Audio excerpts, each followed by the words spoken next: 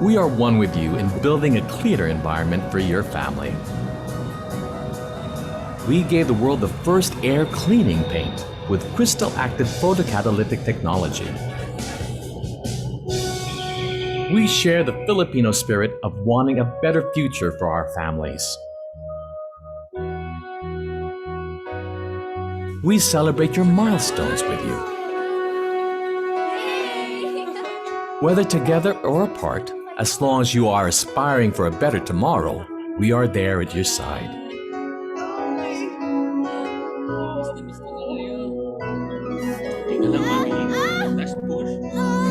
And we are committed to the country's future generation. We are one with you.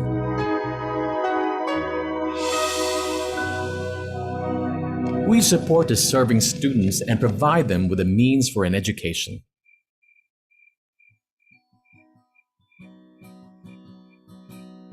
Even our country's wildlife, they too need help. We support you. Across the nation and beyond, we continue to explore new horizons with cutting-edge technology providers. We tirelessly offer you the best solutions to every unique situation. In all aspects, we strive to think ahead of you, the Filipino family, and provide answers to your questions and needs on the home and workspaces that you inhabit.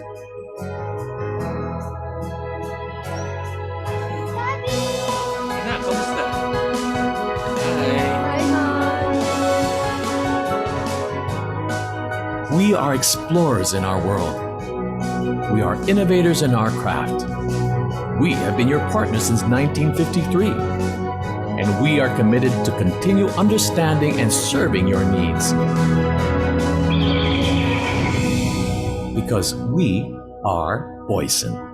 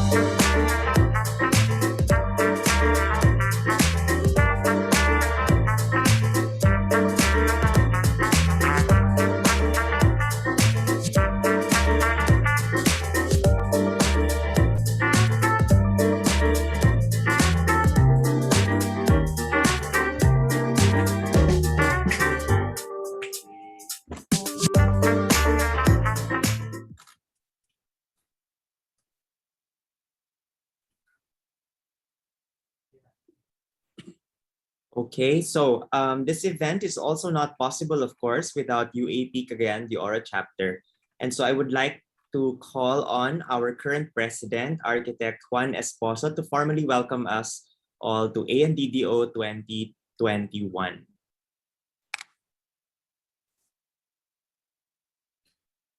Various organizational colleagues in the profession, as well as colleagues in all other disciplines, and all wannabe professionals, design enthusiasts, and visitors, greetings.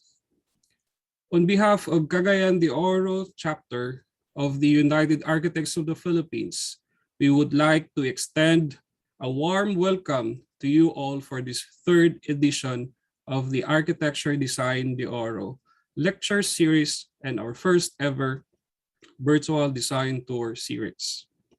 I'd like to cite Benjamin Franklin, who said, "An investment in education gives the best returns." End of quote. It is something we always want for and strive to achieve in order to provide more learnings and motivation to every one of us. So sit back and take it all in for remaining 6 days of these events. Thank you and best wishes for the future. Thank you so much, Juan. So we finally now proceed to our lecture proper. Our first speaker is Abi Mapua. Abi believes that we can shape the future we deserve. Her practice in the fields of social design, experience design, environmental science, and community-based resource management exposed her to the key importance of empathizing with the needs and values of people as powerful vehicles towards clear articulation of desired futures and the design of paths towards it.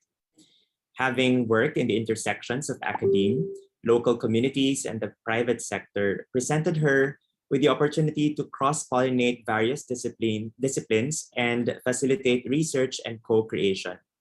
Abi is the founding director of the Hub of Innovation for Inclusion, or HiFi, of the De La Salle College of St. Benilde, and is now the country director of Ashoka Philippines, a global organization that develops and supports change makers. Abi is a certified experience designer of the Chaos Pilot in Denmark, a 2017 fellow at the UN School of Disruptive Design, attended the Management of Innovations from Stanford University, and holds degrees in agricultural economics and environmental science from the University of the Philippines. She is also president and founder of KindMind, an innovation and experience design laboratory that helps organizations drive inclusive and sustainable impact. Let us all welcome Ms. Abi Mapua. Hey, Abi. Hi there. Thank you. Thank you so much, Edwin, for having me and the kind introduction. Our pleasure. Okay, shall I begin, Edwin? Yes, go ahead. Okay. Hello, everyone. It's kind of odd for me because I could not see your faces. I really want to interact with the audience, but so I know this is a webinar, but I kind of prepared something wherein I could still engage with everyone. Can I be allowed to screen share, please? Okay, let me try now. Oops, it's still not yet working.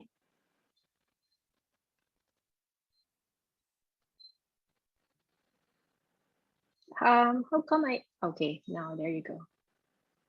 Right, okay, coolness. Okay, so it's after lunch. I hope, and we have an hour to sit together and have this conversation, and another hour for a Q&A. So I hope you have your favorite drink with you. You have a cup of coffee or tea or whatever it is. Pwede namang early happy hour. But hello, I'm just super curious, like where in the world are you right now? I'm not sure if the webinar function could actually do a chat, but if you can, if it's possible, if you could let me know where you are right now, it would be interesting. I don't know, maybe a city, which city in the Philippines or maybe in another country. It would be interesting to find out. So I'm here in, yeah. Can you see the chat? It's actually on the right side. Everyone, yeah, some of them are already answering. Oh, nice. There you go. I could see it. So we have from Qatar, as far as Qatar, and Cebu, Bulacan, of course, Cagayan de Oro. A lot of our participants are from there. Cavite, Cebu, Oroqueta, Canada, or another Qatar, Bukidnon, Wow. Davao, Cebu. Yeah, more Cagayan de Oro. Oh, there's also Pagadian, Tagoloan, Iligan, of course, from Manila. Nice. San Juan, Parañaque. So yeah, it keeps coming now. Okay. Cool. I thank you so much for engaging in the chat. I wonder what time is it now in Canada? No, must be an holy hour. But thank you for joining us. Okay. So let's go ahead with the conversation.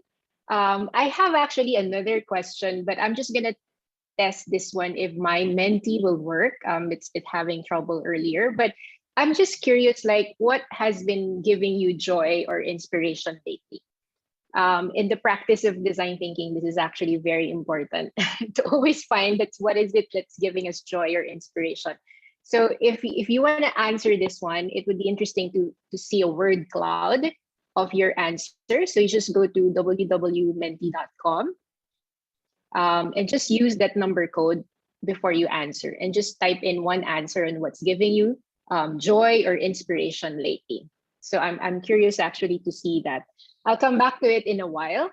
But yeah, if you could answer that one. Okay, so as Edwin described, I do wear many hats. I was the founding director of the Hub of Innovation for Inclusion, and I believe Architect Javier will be showing and giving you a tour of the building. So I'm super excited to also see that. So the hi-fi building, I don't want to preempt Architect Javier's tour and conversation, but that building is actually built on the approach of design thinking. So that would be also very interesting for you to see. So I wear many hats, and one of the things that perhaps is very consistent with what I do is that I consider myself a social designer, right? So and I think every human being, every person is a designer. We design so many things in our life. We design our schedule in a day. We design our career path, right? We design our trajectory in life. So we design the food that we eat also. We plan it. So we are essentially designers. But for me, I really consider myself as a social designer. And to be honest, my I really got into this field when I started taking up environmental science. So when I got deep into conservation work and environmentalism, I realized that conservation shouldn't be a problem.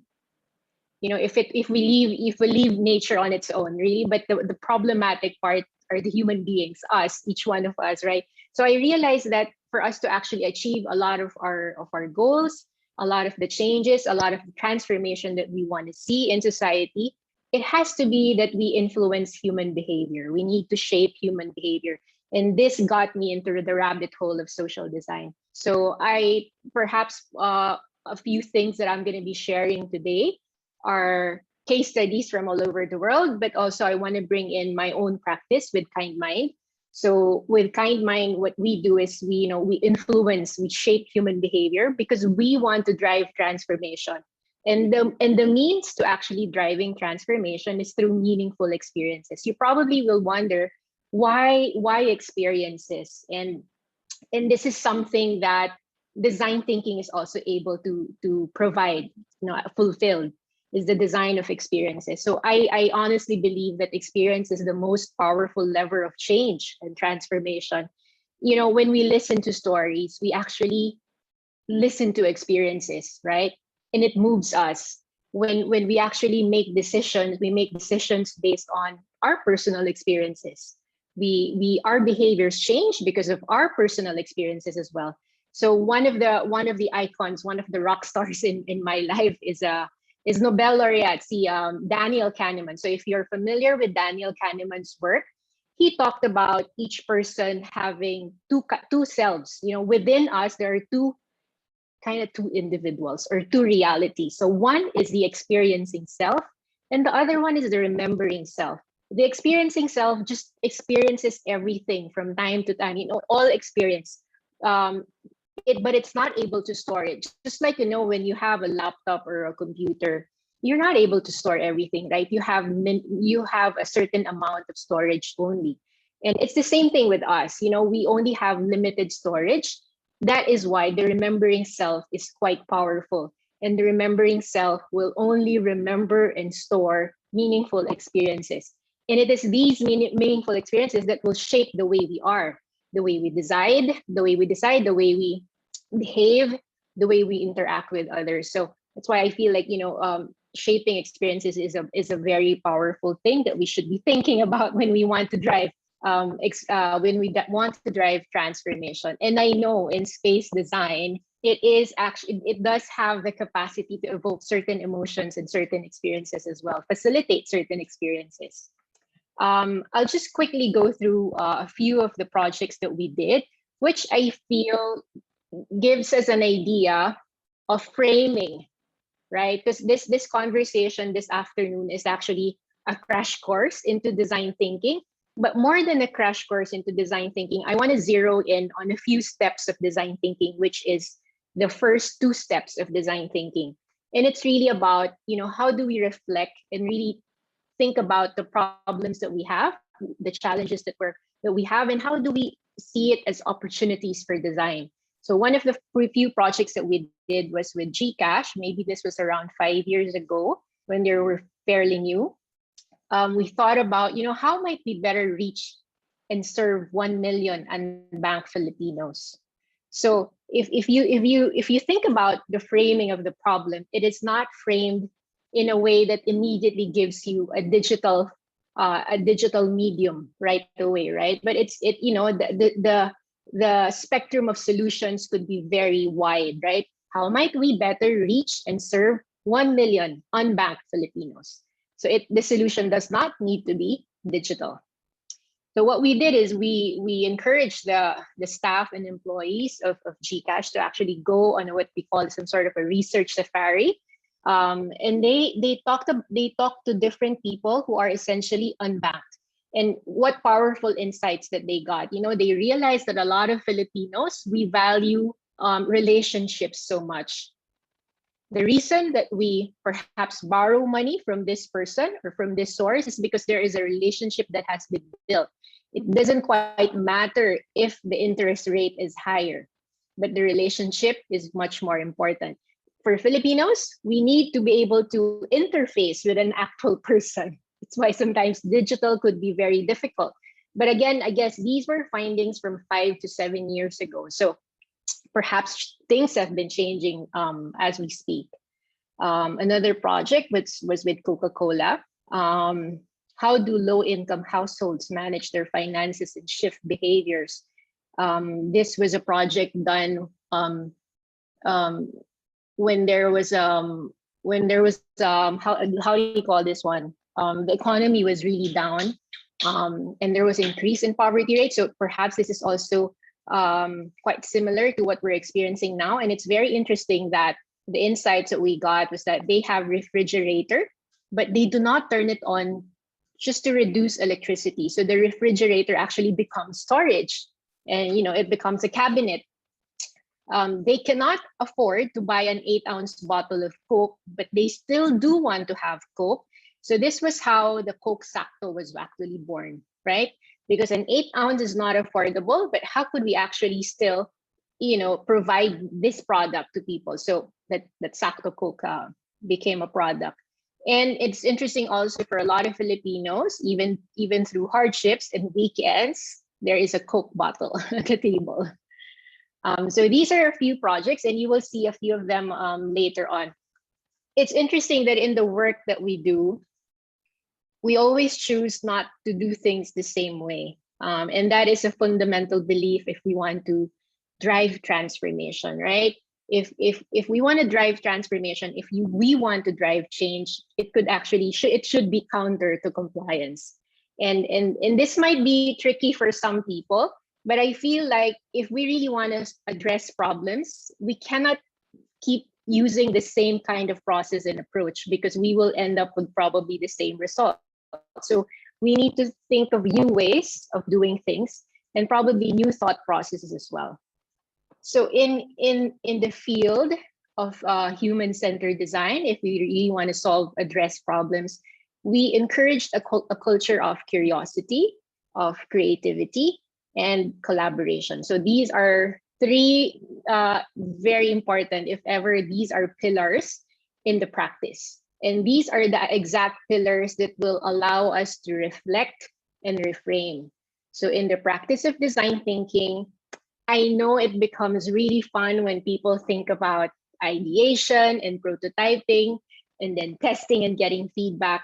I will not spend so much time on that, because I feel the real value, at least what I really got from design thinking, is the practice of reflection and reframing. And this happens in the first 2 steps of design thinking.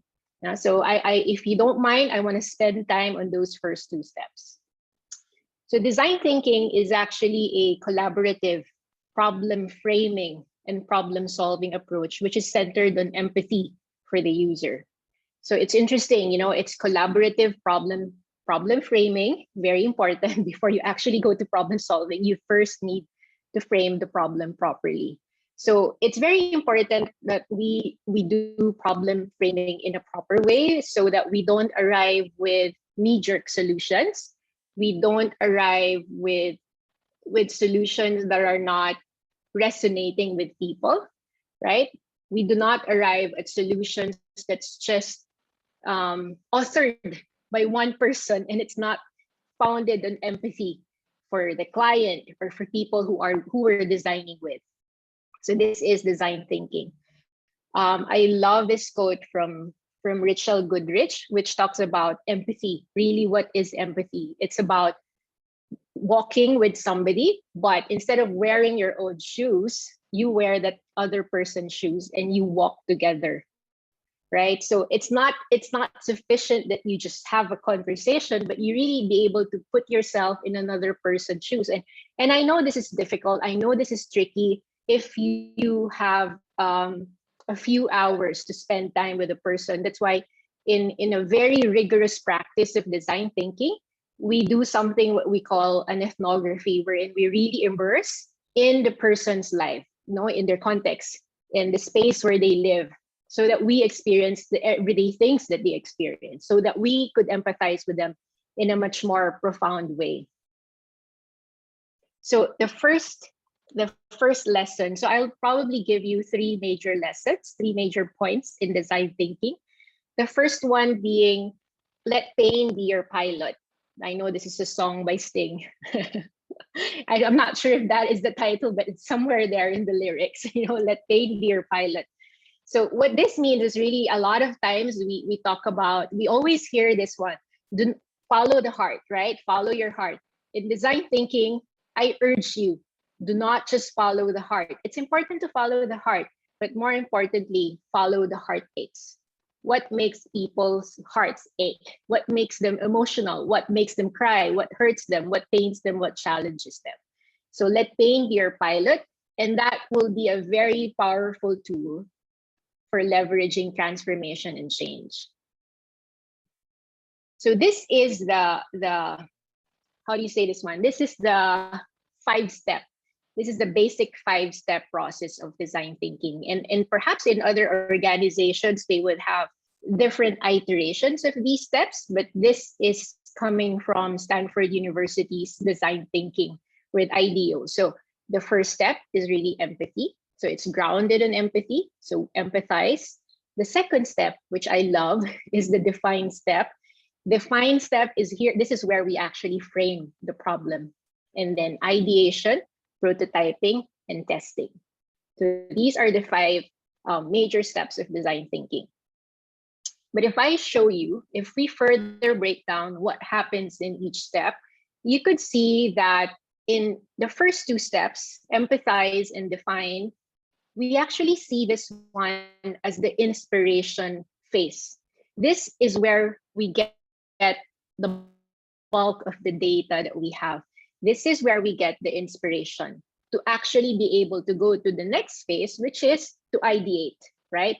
A lot of times, I know as designers, I suffer from this one as well. And not just designers, but as experts, right? We've studied so much. We are learned individuals. We are learned organizations. And most of the time, we feel like we know a lot and we know already. And we have certain biases, perhaps, right?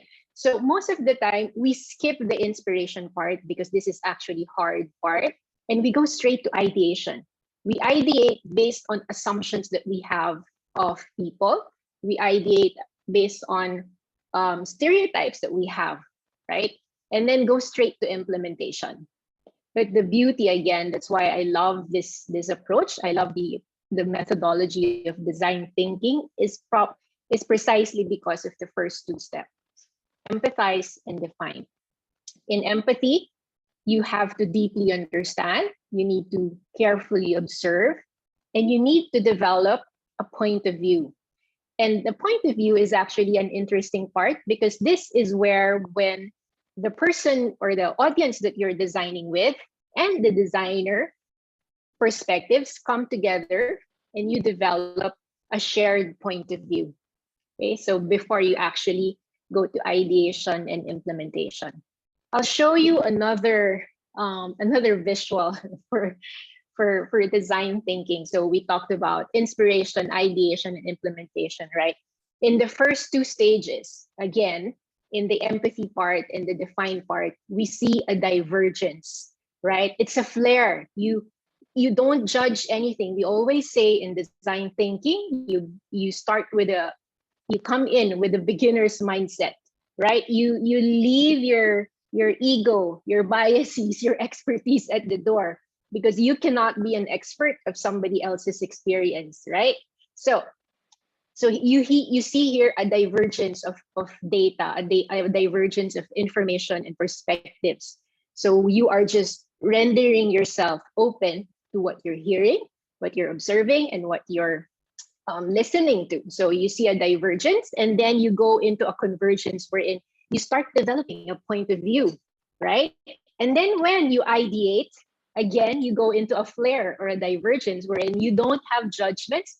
I don't want to box in the ideas of what could be, but instead, I want to see a wide spectrum of solutions of how this design challenge could be addressed. And then finally, when you actually choose and identify which among the ideas you wanna prototype and do a rendering, perhaps you do want to do a model of it, you start again with a focus of a convergence. So this is the flow, the ebb and flow of design thinking.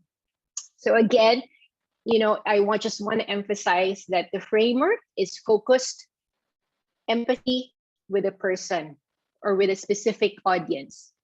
So these are again the 5 steps. I'll just quickly go through this one again with empathy, because we want to create meaningful innovation. So we always hear the word innovation, and they talk about how design thinking could actually be a tool for innovation. It's an approach that could lead you to innovation, but it doesn't mean that when you use design thinking, you'll immediately get to innovation. I always say this one, design thinking is a muscle, it's a skill. You need to keep exercising it. You have to practice it. It doesn't mean you attended a 3-day boot camp or a 1-hour crash course. I know design thinking already. No, it has to be a lifestyle. You need to keep practicing it. And the more you do it, the more it actually becomes, beautiful and more meaningful. And it's hard for me to describe, but, when you actually want to have a conversation because of your realizations and learnings with the approach, I'd be very happy to do so. So it's centered on empathy. You want to create meaningful on innovations. We need to know our users and care about their lives. With define, again, we want to frame the right problem, right? Because we create the solution, that we create wrong solutions because the problem is framed in a wrong way. It wasn't properly framed at all. So that we could arrive at the right solution, the framing of a problem is very, very important. The next one is actually the fun part. It's the ideate part. This is about generating the broadest range or spectrum of ideas or possibilities. With prototype, I always say this one, we prototype not because we're fixated already with that, or this is already the arrangement or the layout or the model that we want to build. But when we prototype, the mindset in design thinking is that as I build, I'm thinking. As I build, I realize, oops, this is not going to work. This is going to work instead. And in the stance of a design thinker is that you need to be open to this one. So build to think. And then finally, you test because you want to have the opportunity to gain insights or feedback from your audience, from your clients, and because you also want to further empathize. Does this resonate with them? Is it something that's delightful for them to use? Okay, so oops, I don't know why somebody's calling me, but I'll just turn that off. Okay, and when we talk about design thinking, this would be the 3 major frames that we're looking at. So if you want, you can call this one as criteria as well. So when you actually assess a solution, you see it as in the lens of, is it something that's desirable for people to use? Will your users or clients enjoy or really want to do it? The next one is feasibility. Is this something that is feasible, sustainable, could be implemented with existing budget? Viable, meaning is it something that's, it could be operationalized with existing technology and systems that you have perhaps. No? So if it's a client, is it something that's doable for them? So it's not just all about desirability, but again, the beauty of design thinking and innovation is that it needs to be implementable. No, it's not just an invention that's grand and it cannot be implemented after all. So the lesson here is that we want to be fluid. With the process of design thinking, we want to make sure that we have a stance that is fluid, that is open, that we're not fixated okay, I'm done with my framing of the problem. I now move on to ideation. And then when you're actually ideating, you realize, oh my gosh, we actually missed this insight. And we need to go back to our framing of the challenge. And it's okay. It's perfectly okay. You can do that. No, so you don't get fixated with one stage, and you also don't get fixated and fall in love with the solutions and ideas that you have. So again, we want to embrace ambiguity. We want to embrace being fluid and open. So also, as you saw earlier, there is a process of divergence and convergence. And for some people, divergence could be very difficult, right? Because it could be a flare. But where is this going? It's just a lot of data and ideas. I don't see the sense in this one. And with the many workshops that I've probably facilitated, and this is probably one of the top three challenges that we have, is like, this is chaotic. They don't know where it's going to go, because you will only start to feel like the process is working and it's falling into place in the middle of the ideation phase. But in the start, it could be very chaotic. So I want you to embrace the divergence and the convergence. Okay. I'm not so sure I could actually access Menti, but I think if you could try as well, go do Menti for this one when you answer this question. But I could also want to see perhaps quickly in the chat. Like, I'm curious to find out, what was your recent most significant purchase? Recent could be this year, right? Significant is actually could be subjective, right? So it really depends on you and what you call is significant.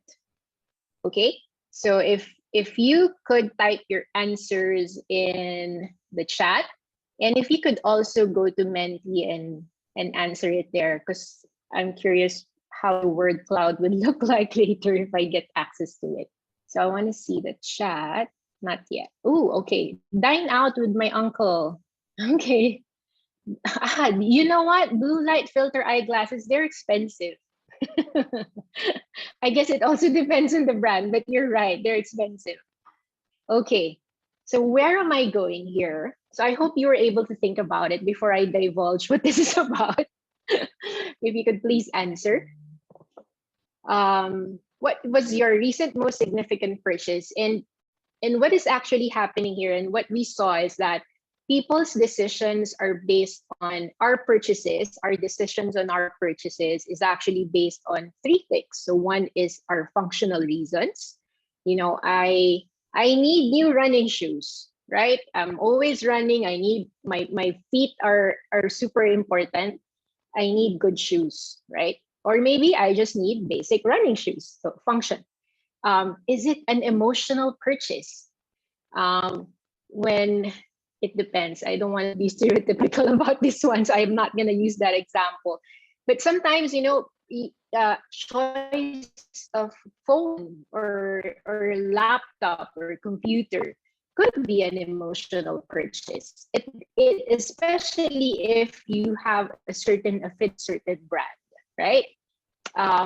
Next one, is it a social purchase? I wanna buy this thing because I feel like I will belong if I have this, if I have this certain thing. Because I remember back in high school. So that was too long ago for me. A lot of you guys here are young, so when nauso yung Tretorn, it's like, oh my gosh, I need to have that one. Not because it's a good shoes, I don't know, maybe not, but because I want to belong. Like, all my friends have one, right? So something like that. So it was interesting when I had this workshop, and it was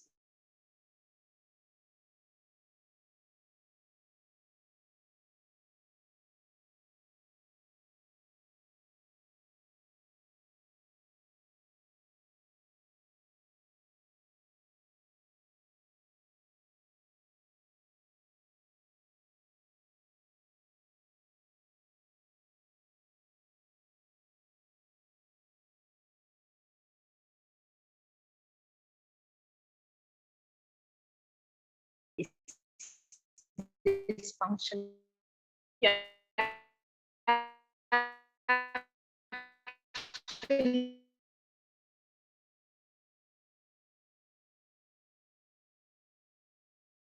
Okay, I think we lost. Did you lose me? Yes, we lost you for a bit. Oh my gosh, what happened? Maybe it was Anyway. just the last minute. Okay, so You were talking sorry. about Okay, let me. rhetoric. Your Right. values, which I kind of had the same thing, but not exactly with Return. Anyway, Okay, diba? It could be another brand. So you lost me at return. Is that the last one? yes. Okay. So I just want to quickly give this example. I did a workshop with Bridgestone staff and management, and I asked further, so, sir, what kind of a car is no? I didn't ask. I think you don't mind. Can you hear me, Edwin? Can you Yes, I hear me? can hear you. Hello? Yes. Okay, I'll just turn off my video because I think Yeah. my internet is unstable. Okay. Okay. So yeah, so the guy said the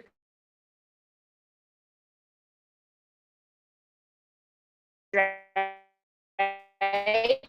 So I asked, ilang kotse nyo na to, sir? And he brand, it's I think,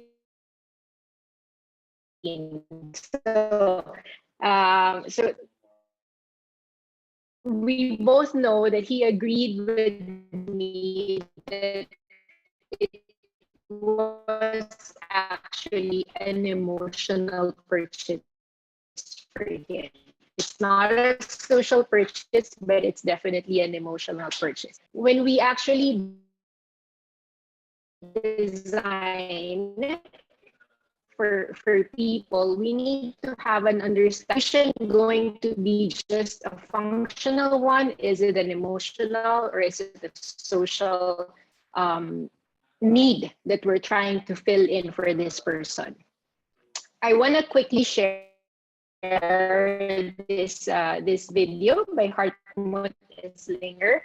I hope I'm pronouncing it. So this is a video. Yeah, could I ask the team to kindly play the video? I'll stop sharing so you could play the video.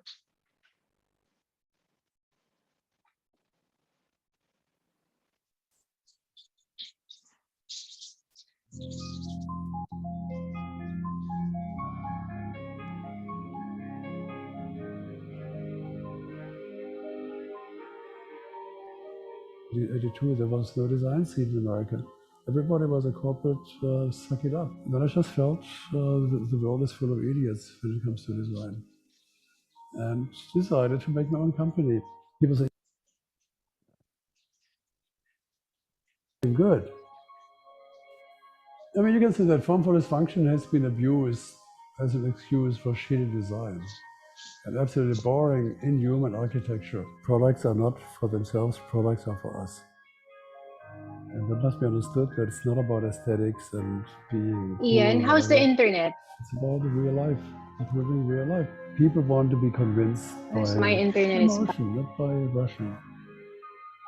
Rendering says nothing. I mean, it has no proportion, it has no feeling of touch, there's no feeling in space. When you prototype something and simulate, you get much better decisions for the next step. And if you don't have that, you go through the end, you have just to wait what's coming out. I did models, I love to make models. And I think that's one of the methods people don't understand. Okay, it's naughty, it's to get dirty, but there are many good ideas out there, but where's a radical idea, you know? Does it have to be rectangular because of the display? Today's designers always make those boring boxes. They don't understand symbols anymore. If it's accepted quick, it's not good. Steve Jobs was scared like hell when he first saw this little product. So that's very small. I said, it's good. Are you sure? I said, yes, I am sure. I think you always should do more than people ask for. Or we shouldn't only look at what they ask for, but what they would like to do, they would have the courage to ask for. The question is, how can designers change the world. Design cannot. Designers can change the world.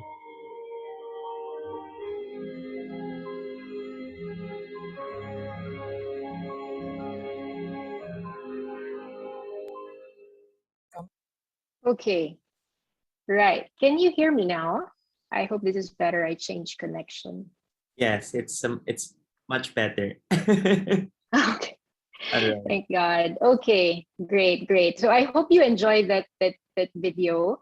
It's one of my favorites. Form follows emotion. That's the whole point in why I want to show that. Aside from designers can change the world. So it's really about, for me, form follows emotions. So that's my third lesson. So one is let pain be your pilot.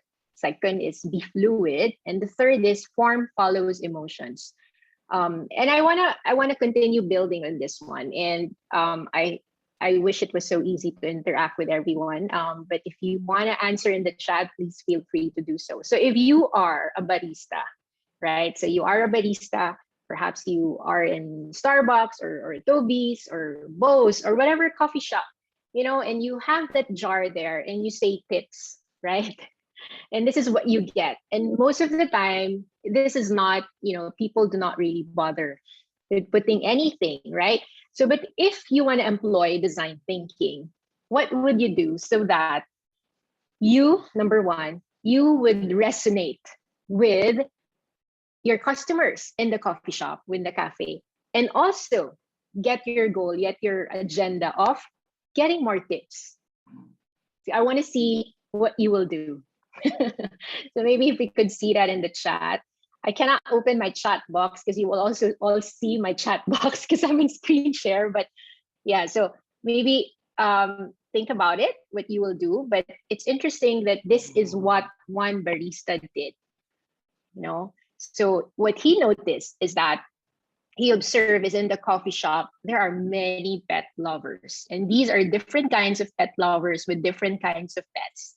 And he figured, I'm going to use this one.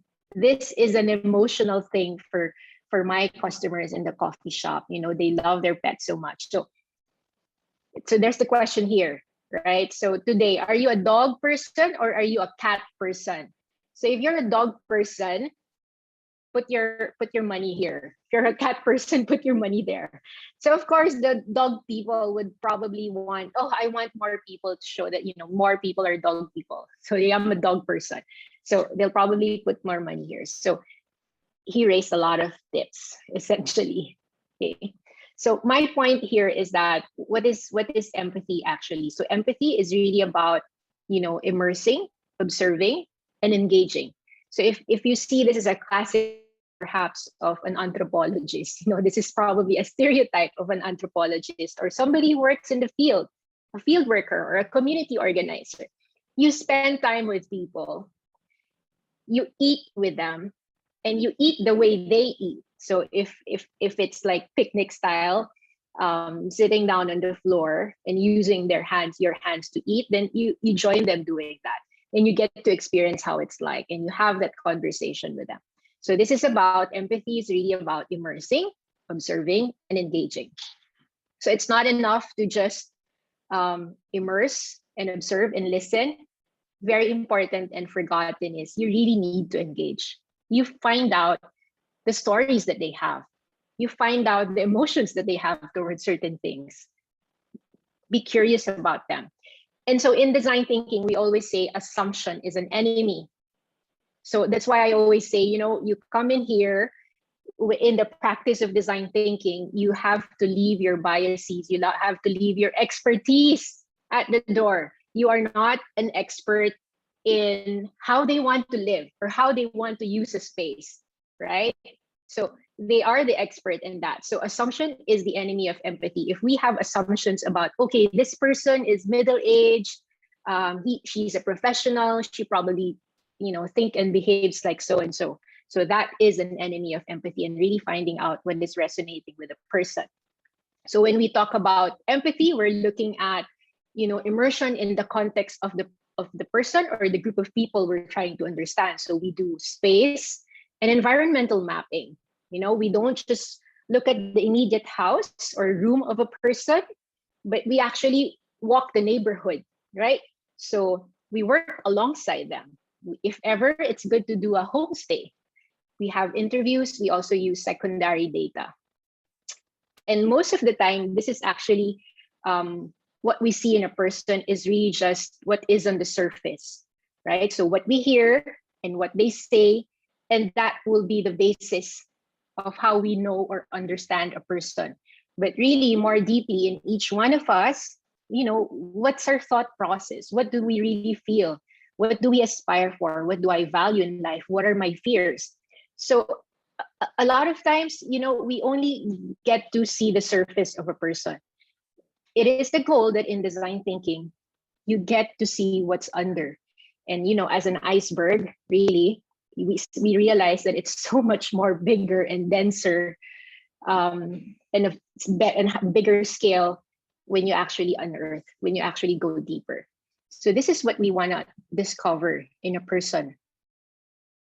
So essentially, when we talk about thinking, feeling, aspirations, values, fears, patterns in the life, mental models, we actually think about, I want to also kind of simplify it into pains. What are the limitations or problems of your client or the person you're designing with? What makes things difficult for them in terms of being able to do what they have to do? Gains, on the other hand, are, if we help them, alleviate this pain, what will they gain out of it? What will they be able to achieve? It would also be interesting to find out what are their aspirations and dreams. What are the things valuable to them? Because on the surface, we could actually see the customer jobs, like what do your clients want or need to do? Those are the things that are very obvious, but we want to get to pains and gains. So if you look at this one in business, in startup culture, they use this heavily. So they call this one the value proposition canvas. So this is your user on the left side, right? And if you think about your client or your user, each one would have, the things that they need to do, what they have to accomplish. They have the challenges, the challenges here, the pains or the choke points, and they have their gains. What do I win or what do I gain if I'm able to fulfill this? So that's the characterization of your user.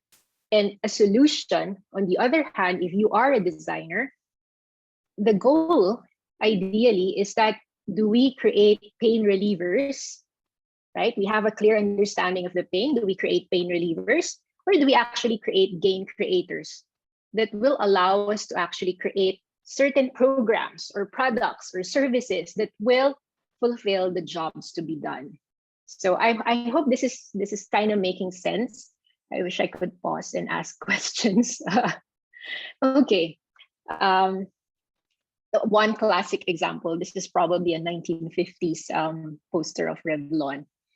So the founder of Revlon said, in the factory, we actually make cosmetics, but we understand that the female audience, we are selling hope, right? We are selling aspiration of what they can be, right? So you see the jump from, perhaps if you create a product line of red lipstick and red nail polish, right? So you create this certain emotional appeal with your audience. So it's very important. So we're now actually moving to the second stage of design thinking, which is define. So let me just move so part of define is actually to be able to identify your user personas. So we realize that when we talk about user-centered, empathy with users, sino nga ba to? Who are they? Right? So how do we understand them? So there is an approach on how to understand them. So we create what we call user personas. And we know that, there is diversity amongst us, right? We could all be architects, but you know what? We're not the same, right? We could all be social designers, but we're not all the same. So there are definitely user personas. So I'm going to talk about a bit about personas, and this is something very important. So when we create a persona of a person, I want us to go beyond what we normally use in school. We have been heavily taught, ano bang demographics niyan? So when you talk about demographics, this is probably gender, social status, location.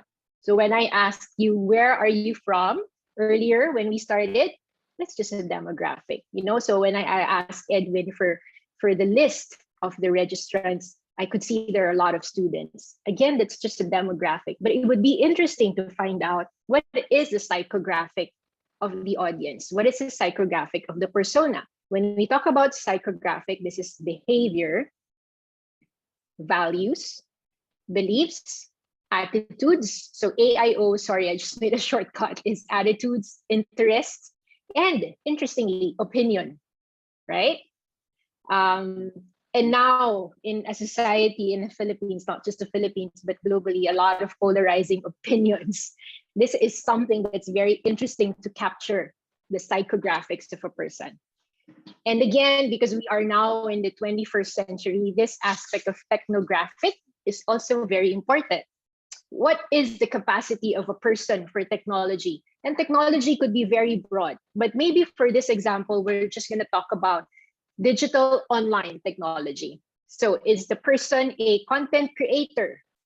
Is the person a critique? When the way he or she behaves online is, marami siyang comments on certain things, marami siyang napupuna.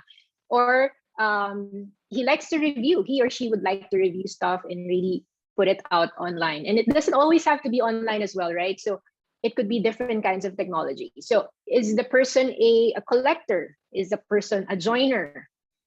Joins a lot of groups, joins a lot of events, a spectator, a follower, a troll, ano pa ba? Marami pa. Or the person is totally inactive.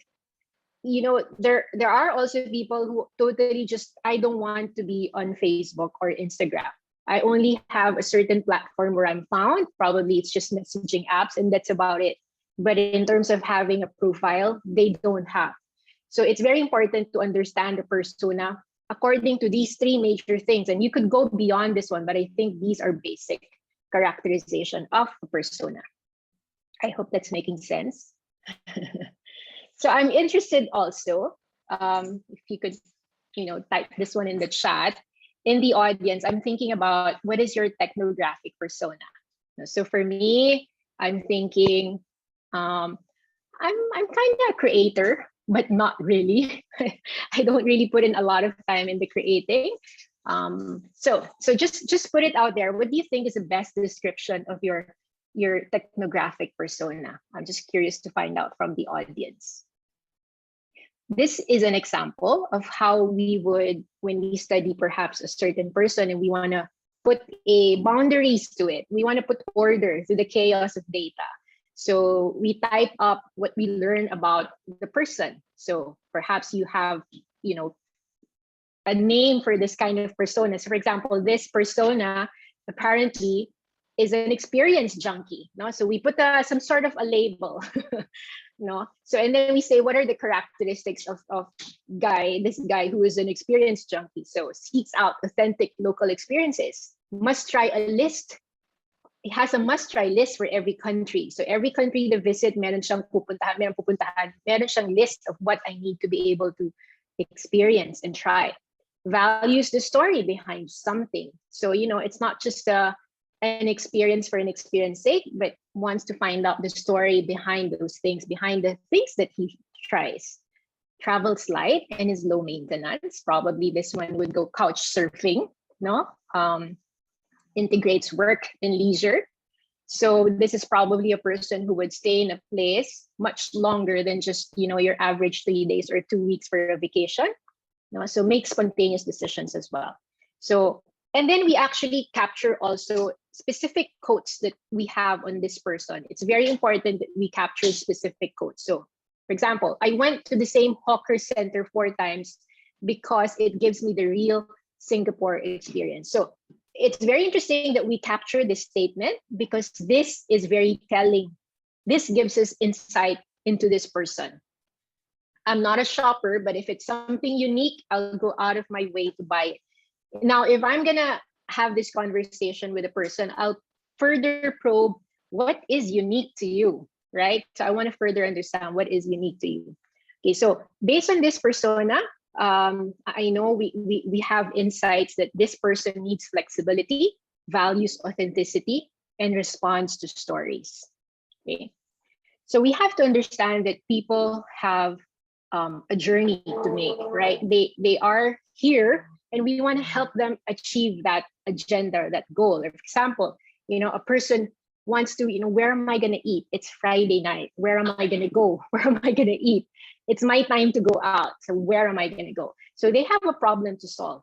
Again, what I'm saying is that don't follow the heart, also follow the heartaches, right? So you have to understand that in the journey, so why you see the many arrows here, there are many steps to get to that somewhere, right? To that decision. And we need to find out in the many steps, where are the pain points? I just give an example. When we decide on where to eat, it's difficult because my husband and my son, they have their own strong opinion about something. So that is a pain point in the family. It gets resolved, yes, but every time consistently, it is a pain point and it is a challenge. So, what could be a solution to that? So a tip is that you don't always just, when you're listening to a person and you're trying to empathize, look beyond the complaints and requests about certain things and services. Find out what is the deeper meaning behind the request for things and services. Like, I need new shoes. I constantly need to buy these things. Why? So find out why. So rarely an underlying needs are expressed upfront. So they're usually buried in stories. So actually in an interview, I don't want to even call it an interview, in a conversation, what we want to get at is the person is actually telling us stories already. When that happens, then you're developing rapport and trust with the person rather than, what are your challenges? And they kind of enumerate the challenges. And that's the end of the conversation. And you come out with the list. We don't want to have that. So we want to have the person be able to tell stories, and we get insights of the person, of the persona, based on those stories. So this is again defined. I think I have a video here. Perhaps we could play the second video, please. Yeah, this is a video on how important it is to frame the problem properly. So yeah, good. Okay. So this is a group of graduate students from Stanford University. I'll just introduce the video. And they took a class on, sorry, go ahead. Is the next big thing, where you kind of figure out who your user is and what their need is. And that's probably the place where you have to spend the most amount of time ever, because that pretty much sets the trend for what happens later on. We had to decide where we're going to design for. Are we going to design for the extreme remote areas? Are we going to design for something in between? So on the one hand, there's a clear need here for something that will work in rural areas. On the other hand, there's the engineer in me telling me, dude, that's going to be hard. We had mixed opinions on this, right? Some people on the team wanted to do the more remote setting. Others wanted to do something, and I was one of the others who was caught in two minds. Should we actually be doing something more tractable, right? That can actually be done by the end of the class. We are stuck here, and finally we get one of the TAs in this class. We presented her with what we are facing, and she said, this, given a choice, I'd say go after the hard challenge. See, this is what puts the extreme in extreme affordability. I said, okay, fine. We'll try, we'll see what we can do with the more rural setting. And so our POV became what it is. Our point of view, the user is a desperate parent living in a remote village who needs the means to give her dying baby a chance to survive. So that's how we reframe the problem. It's no longer about the clinician, but about the parent.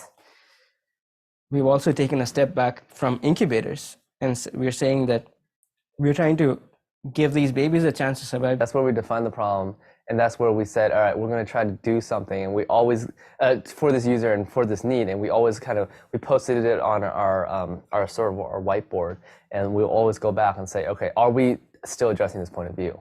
You know, after every time we come up with a prototype and every time we do an iteration or something like that, are we still focusing? You know, are we still making sure that we're reaching this user and meeting their needs? The point of view is staring at us from the board every day as we work. It keeps us grounded, right? Instead of going everywhere, you just always go back and, you know, make sure that you're you're fighting a good fight type things. It's very powerful to have to have something written down, and that's constantly guiding us in this process. We always try to bring it back to that POV, and so that's sort of why we came with the design and took it in sort of a different direction.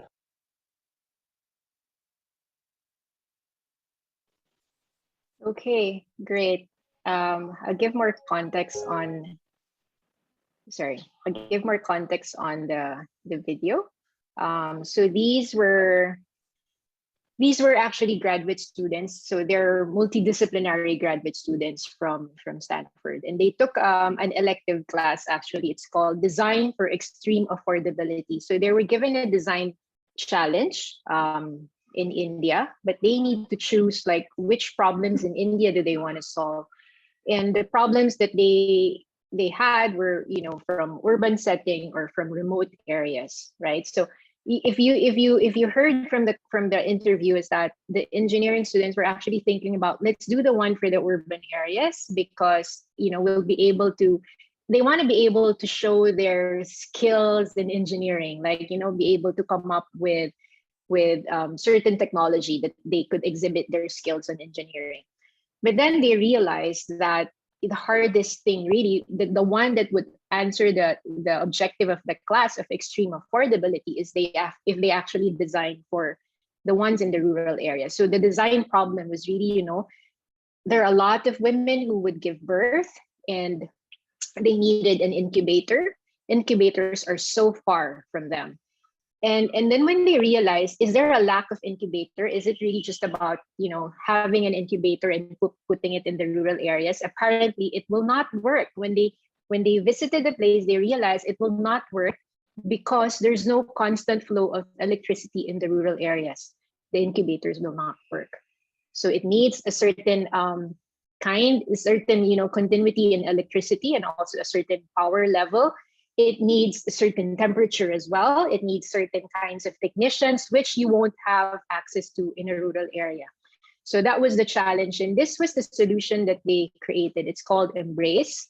It actually became from an elective class, it became a real startup company that produced these Embrace, these kind, it's like a blanket, it's a warmer, wherein you would fill it with hot water and it will give the baby the warmth that it needs, an incubation warmth that it needs. And it doesn't need, you know, sophisticated technology. So it won a lot of awards, but it was so interesting that the insights that they got and why, and they have to develop a point of view, which brings me to my next point, is when you actually do empathy work, when you gather data, this is what you will actually see. You will have to, and it's very important, that's why the post-its are kind of important, because we do write it on a notebook, but it's also quite important that you put it on post-its. And in the post-it, you only have one statement, one idea, one statement per post-it. So I know it wastes a lot of paper, but that's why now you have your tools like Miro and Mural, and you can use that and you could collaborate online, right? So what you do is you actually saturate the space. We call it a download. So after all your field work, all your immersion, you do a download. You tell the stories to your teammates. You unpack the interview and the conversations, and you find patterns in the conversations with different personas and different individuals. And you cluster them and you make sense out of it. You synthesize the information. This is what happens when you start. So you realize from the flare divergence of data, you're now trying to start to filter them because you need to create a point of view or a POV. So a POV, just like in theses, this is probably your hypothesis, right? This is your concise problem statement, which will reframe the challenge. Take note, it is a reframe of the challenge from something that is so obvious, right, to something that is more addressing the pains and gains of individuals. So the POV is actually your launch pad for developing meaningful solutions to a design challenge. So probably I'll give you an example.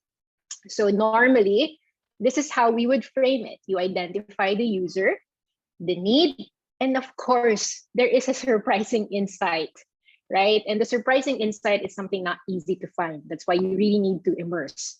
So a normal point of view would be, for example, a teenage girl needs to eat more nutritious food because vitamins are vital to good health.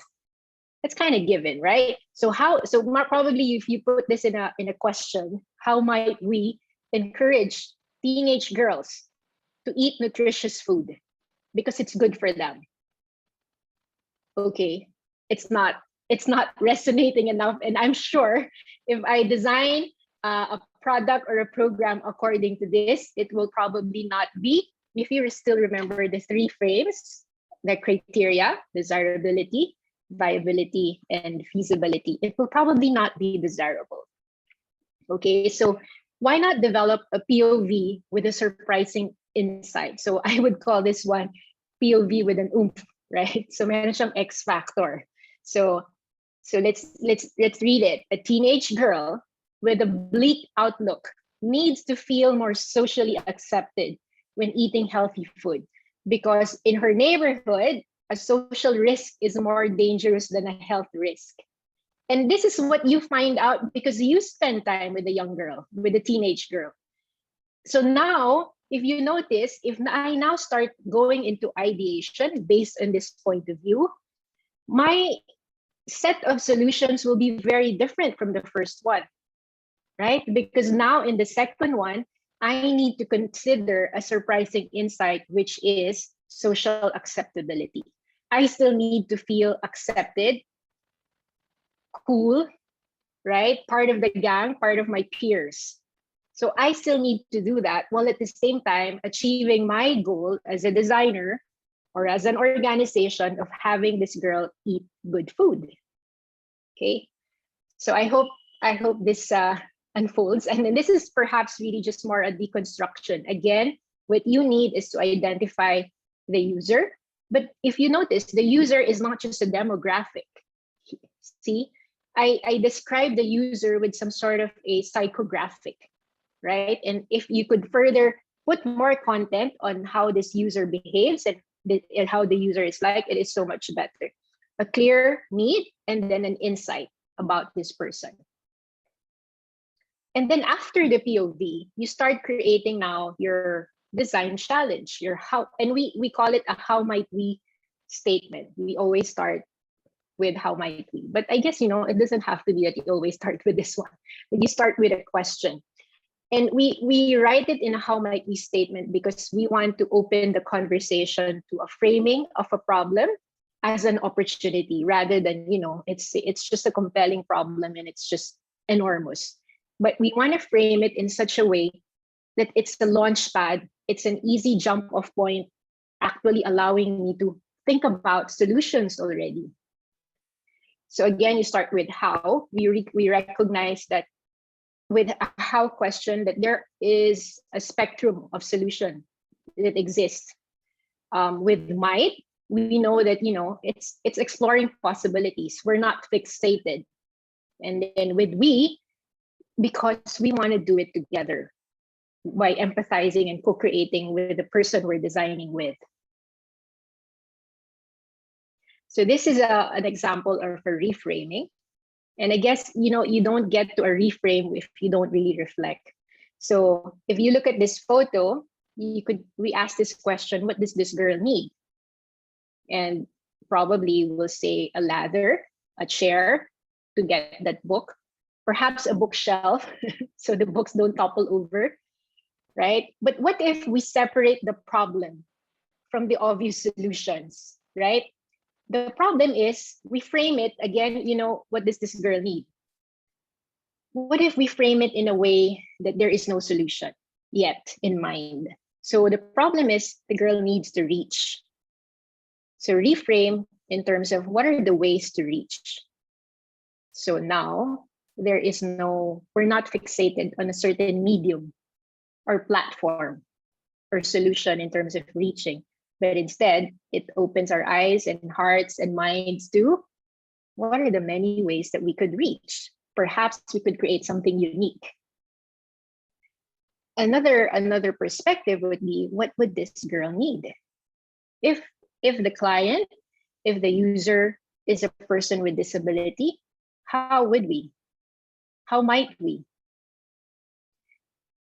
So what are the ways to access? Perhaps reaching is going to be difficult. See, the change of the words, the change of the verbs will completely set the tone for the spectrum of solutions that we will have. So what are the ways to access rather than what are the ways to reach? I'm just mindful of the time. I actually have a lot more, Edwin, but are we still good? Yes, it's okay. We Okay. if ever we just have to cut short a bit of the Q&A, but it's fine. You can Okay. continue. I hope everyone is still around. Okay. So this is another example of, so I just really want to show you a lot of different examples. So this is an example of an MRI machine. I hope you have not experienced it, but I have experienced it. It's not that it's painful, it's just scary, especially if you're claustrophobic, right? So this is the top of the line MRI machine that GE created. It is so good and it is super, accurate, close to accuracy. And the motivation of the engineers who developed the MRI machine was to detect early stage cancer, particularly among children. And me as an adult, I get scared going into an MRI machine. But of course, you're scared of results, but really also just, when the technician tells you, okay, don't move, right? Hold your breath, don't move, try not to open and close your eyes. You think about, okay, that's difficult, right? And sometimes you're asked to do it for 3 minutes. Sometimes it's hours. It depends on what you're trying to find out. So you could just imagine how this experience would be like for kids. So they did. They rolled it out into the hospitals, and kids were super afraid, scared, and a lot of times it would take so much time for the parents to actually convince and hold the kids down, so that they could proceed with a scan. And what they did was to actually figure out not to improve the machine anymore, because there's nothing that they could do with the machine. It can stop the line, and it's very much it's a very good machine. But what they wanted to do was, what could the experience of going into the machine be like? So they tried to understand what is delightful, what is enjoyable for a young person, for a child. And so they actually used design thinking as an approach to problem solve. And this was the solution, and this is just one of the many solutions that they have. So they have an experience series of the MRI machine. So this is a Pirate Island experience. So if you notice, they dressed up the machine, they dressed up the whole space. The technicians and the doctors were also dressed up in pirates. So it was an experience. And the insight is that kids love adventure rides. Kids love Disneyland, right?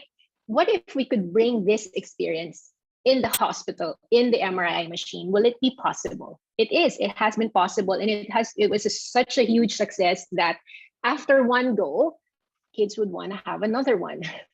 Okay, so that's how successful it has been. So it has outer space, it has underwater, it has different kinds of of adventures it created in many chains of hospitals. And unfortunately, we don't have it here in the Philippines, because I'm sure the adults would also want to do this one.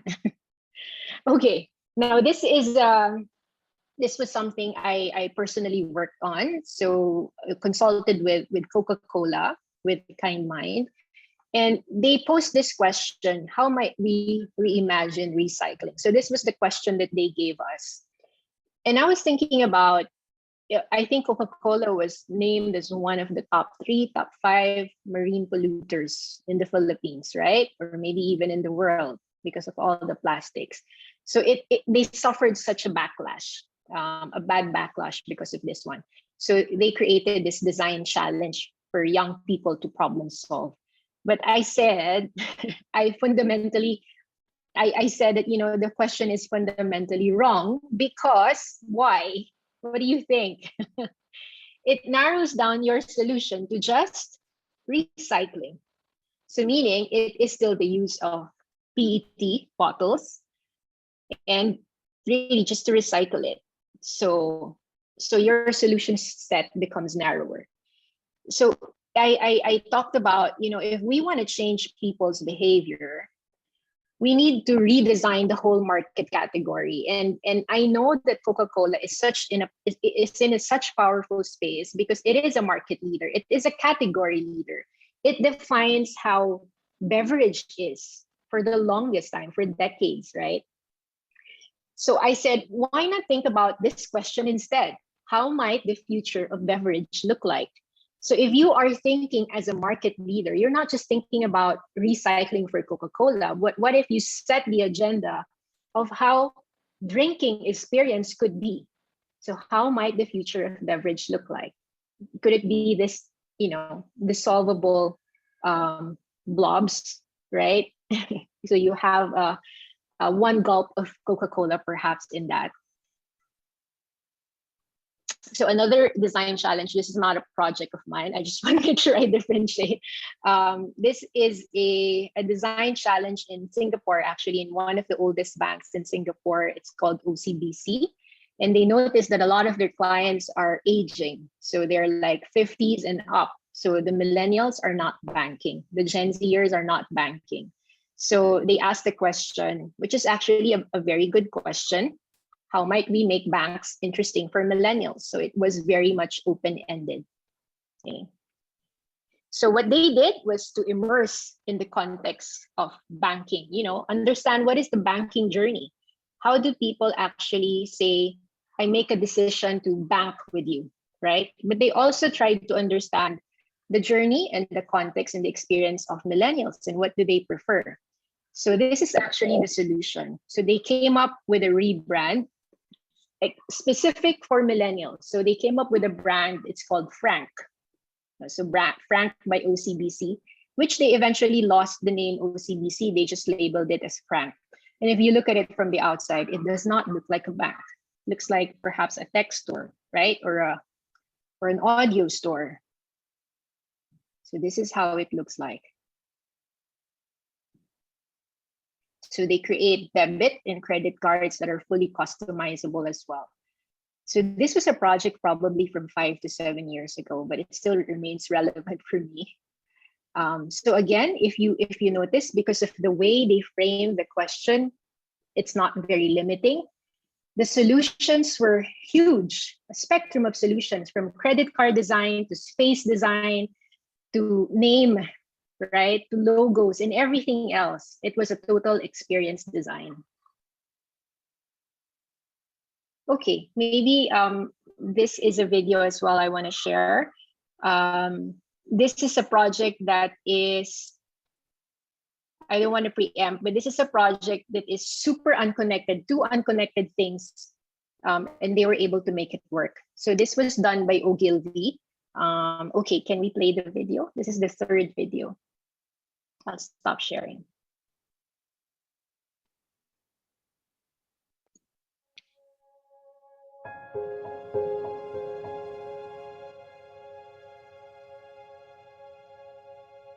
Brazilian soccer fans are some of the most die-hard fans in the world. They're what inspired Ogilvy and Mather, Sao Paulo, Brazil, to create one of the most impactful and life-changing ad campaigns in history, the Immortal Fans campaign.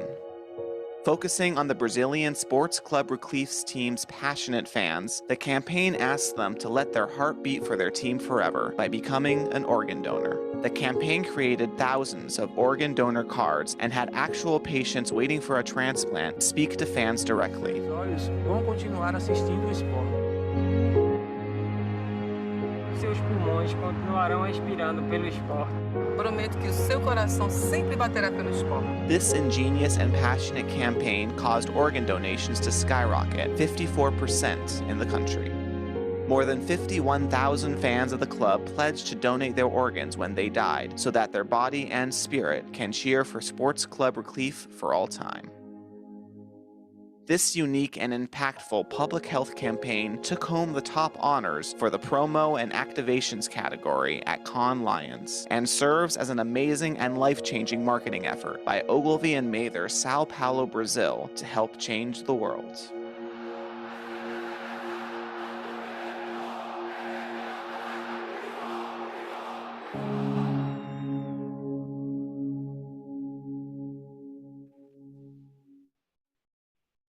So again, they were able to connect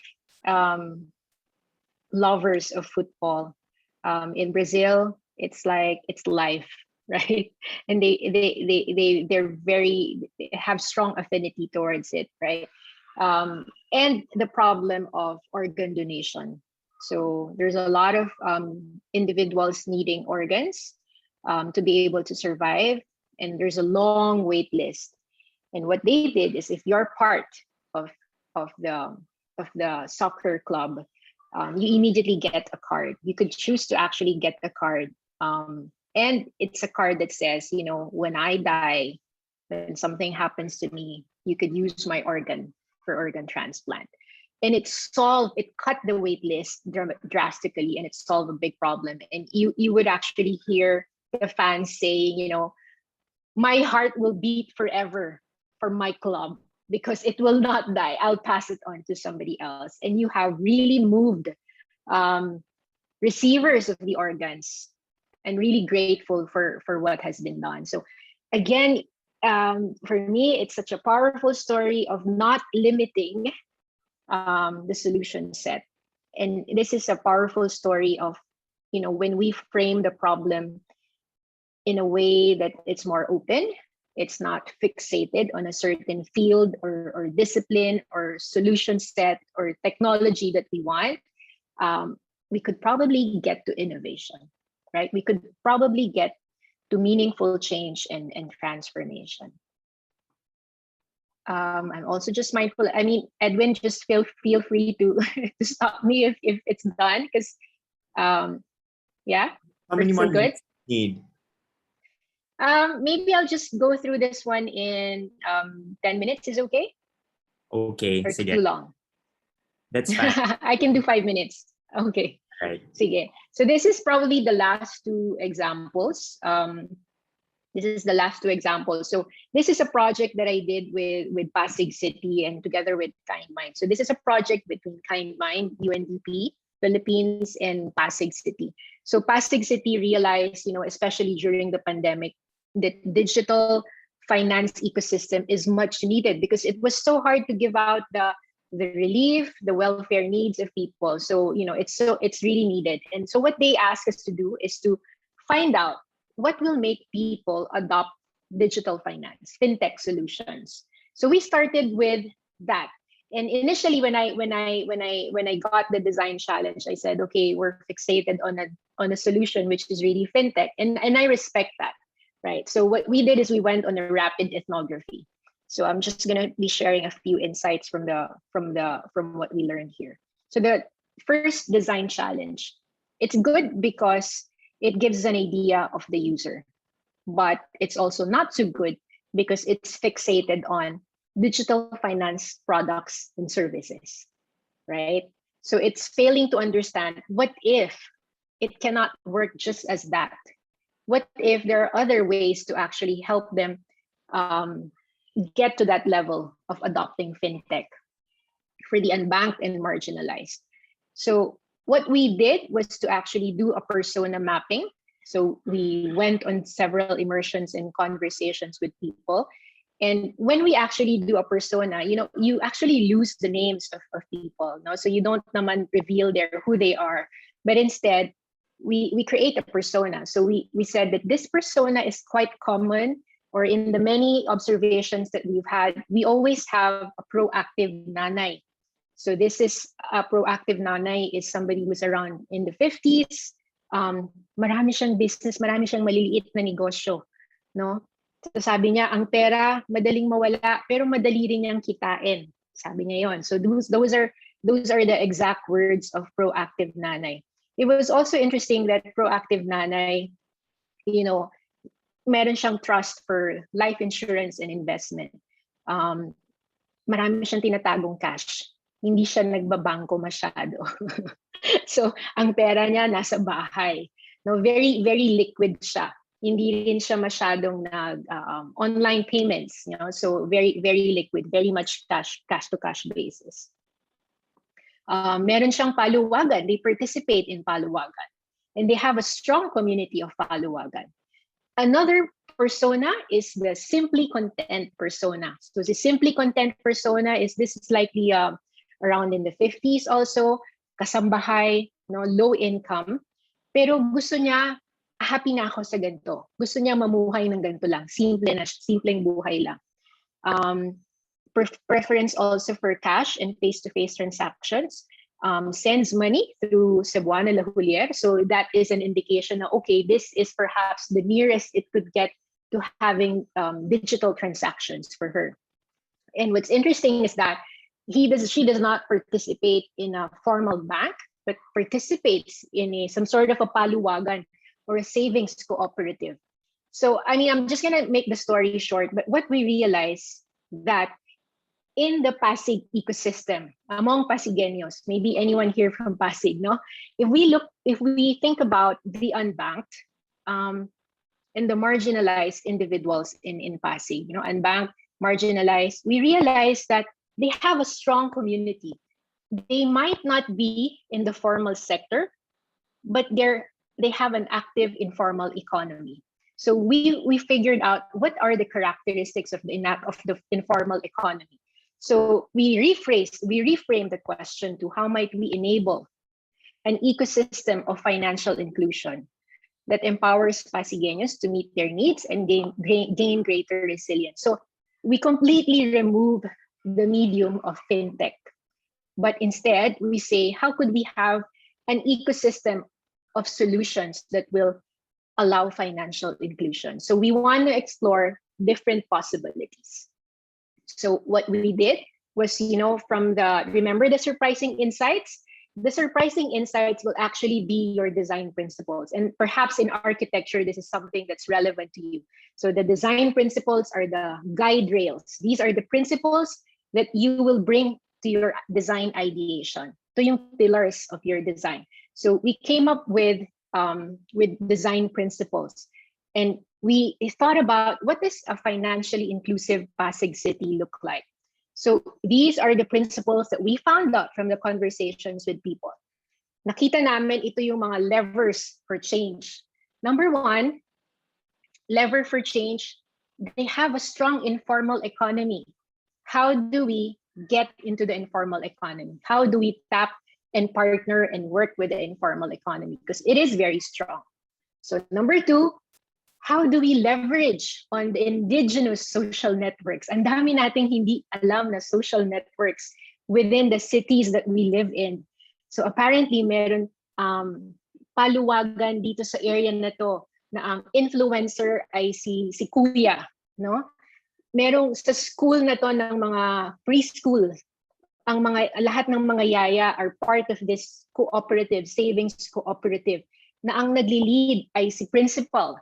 So, ang dami naming nakitang mga stories of behavior and economic behavior and lifestyle. No? So, how do we actually leverage on these social networks that are very much present and working and thriving in Pasig, but it's not recognized? At least GCash or PayMaya does not know of them. No, so how do we leverage on, we have Pasig City who wants to help. That's the government.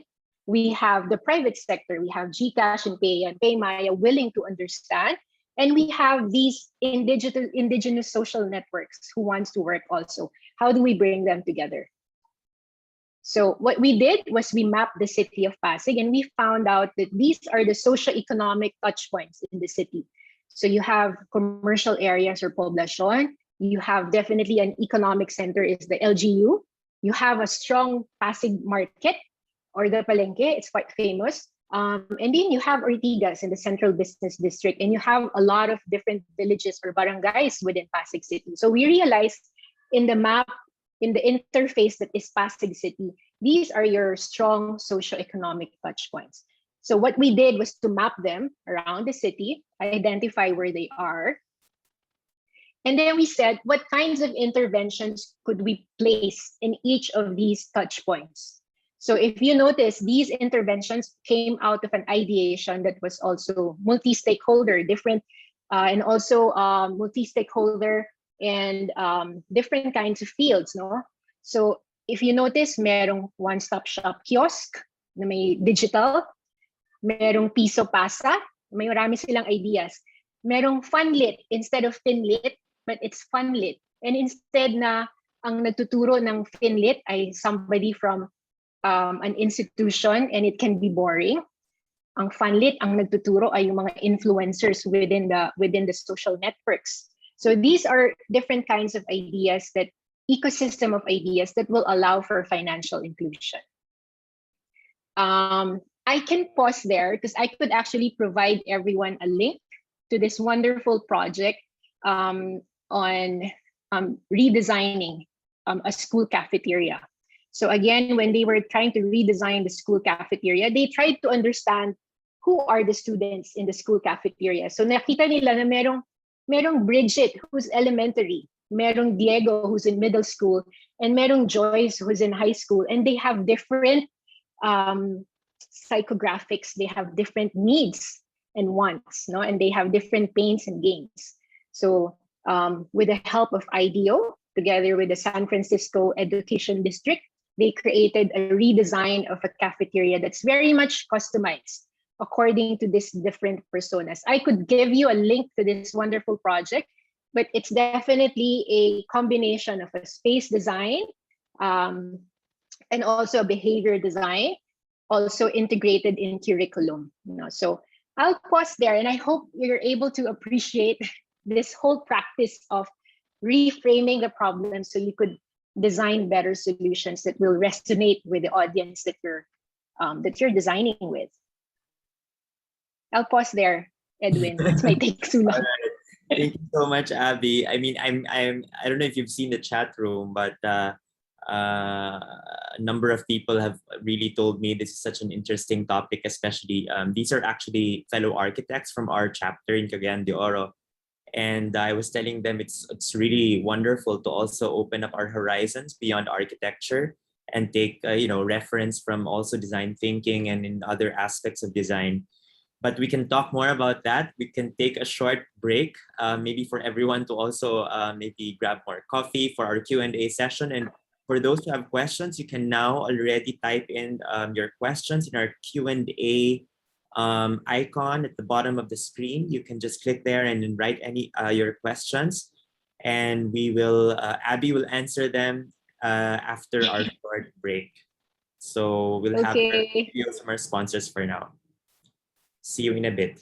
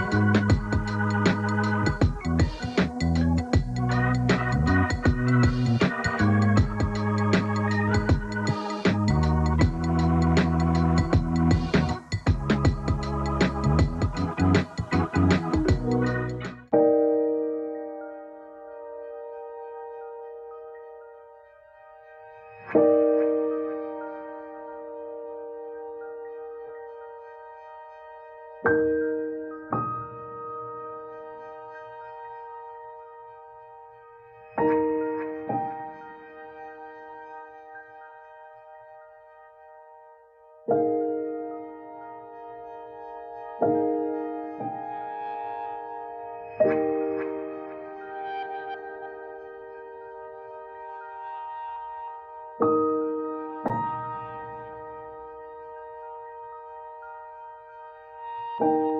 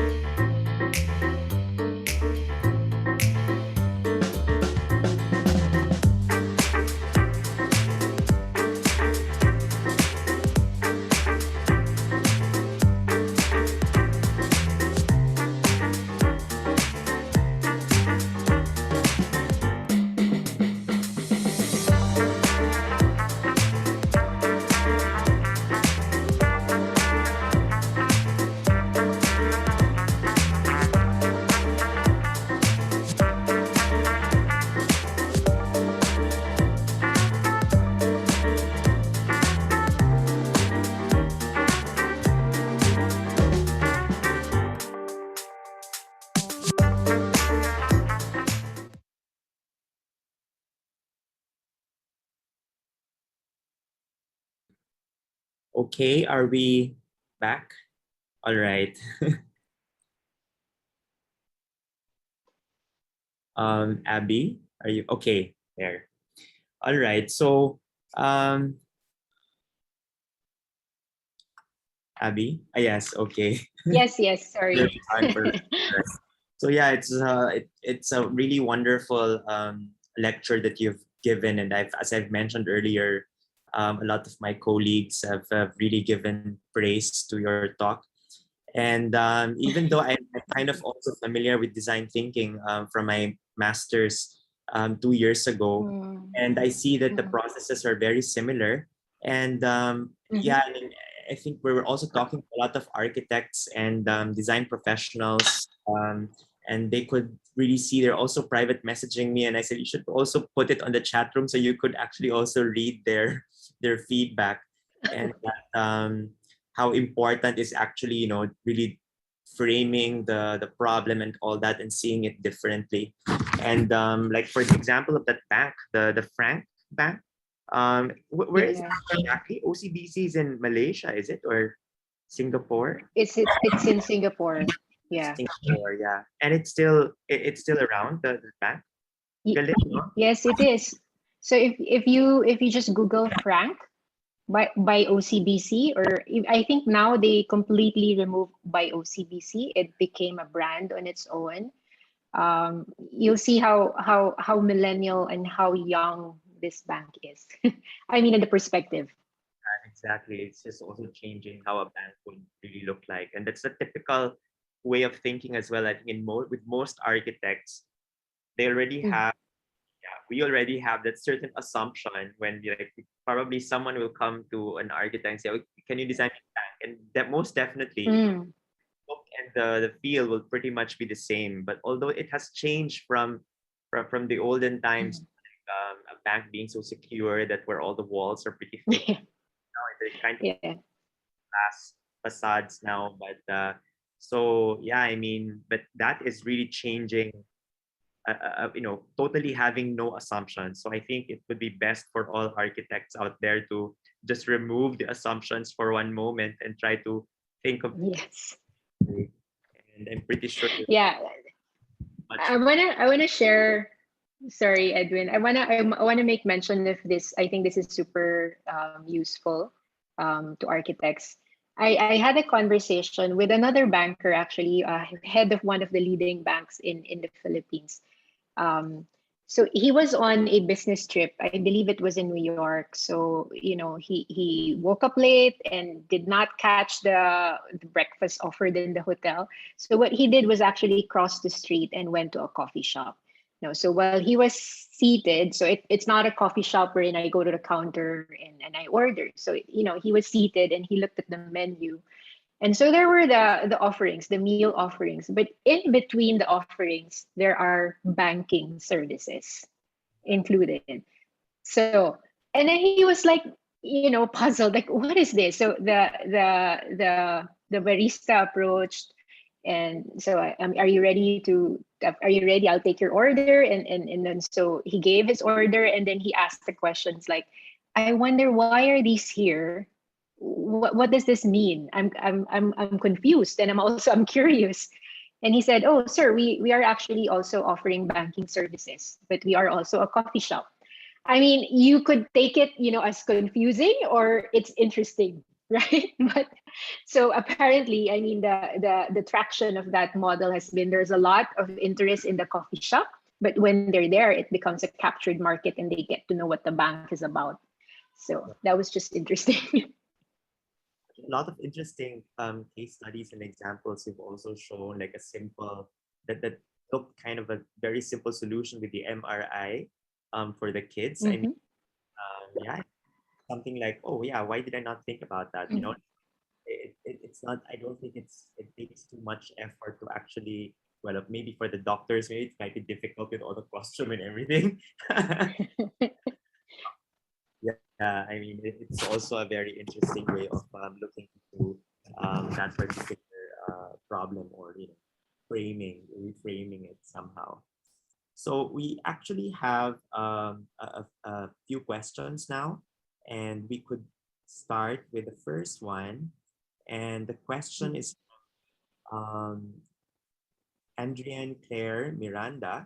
And so the question is, how long does immersion or learning from the people usually take? I think that was the first step that we would usually kind of do.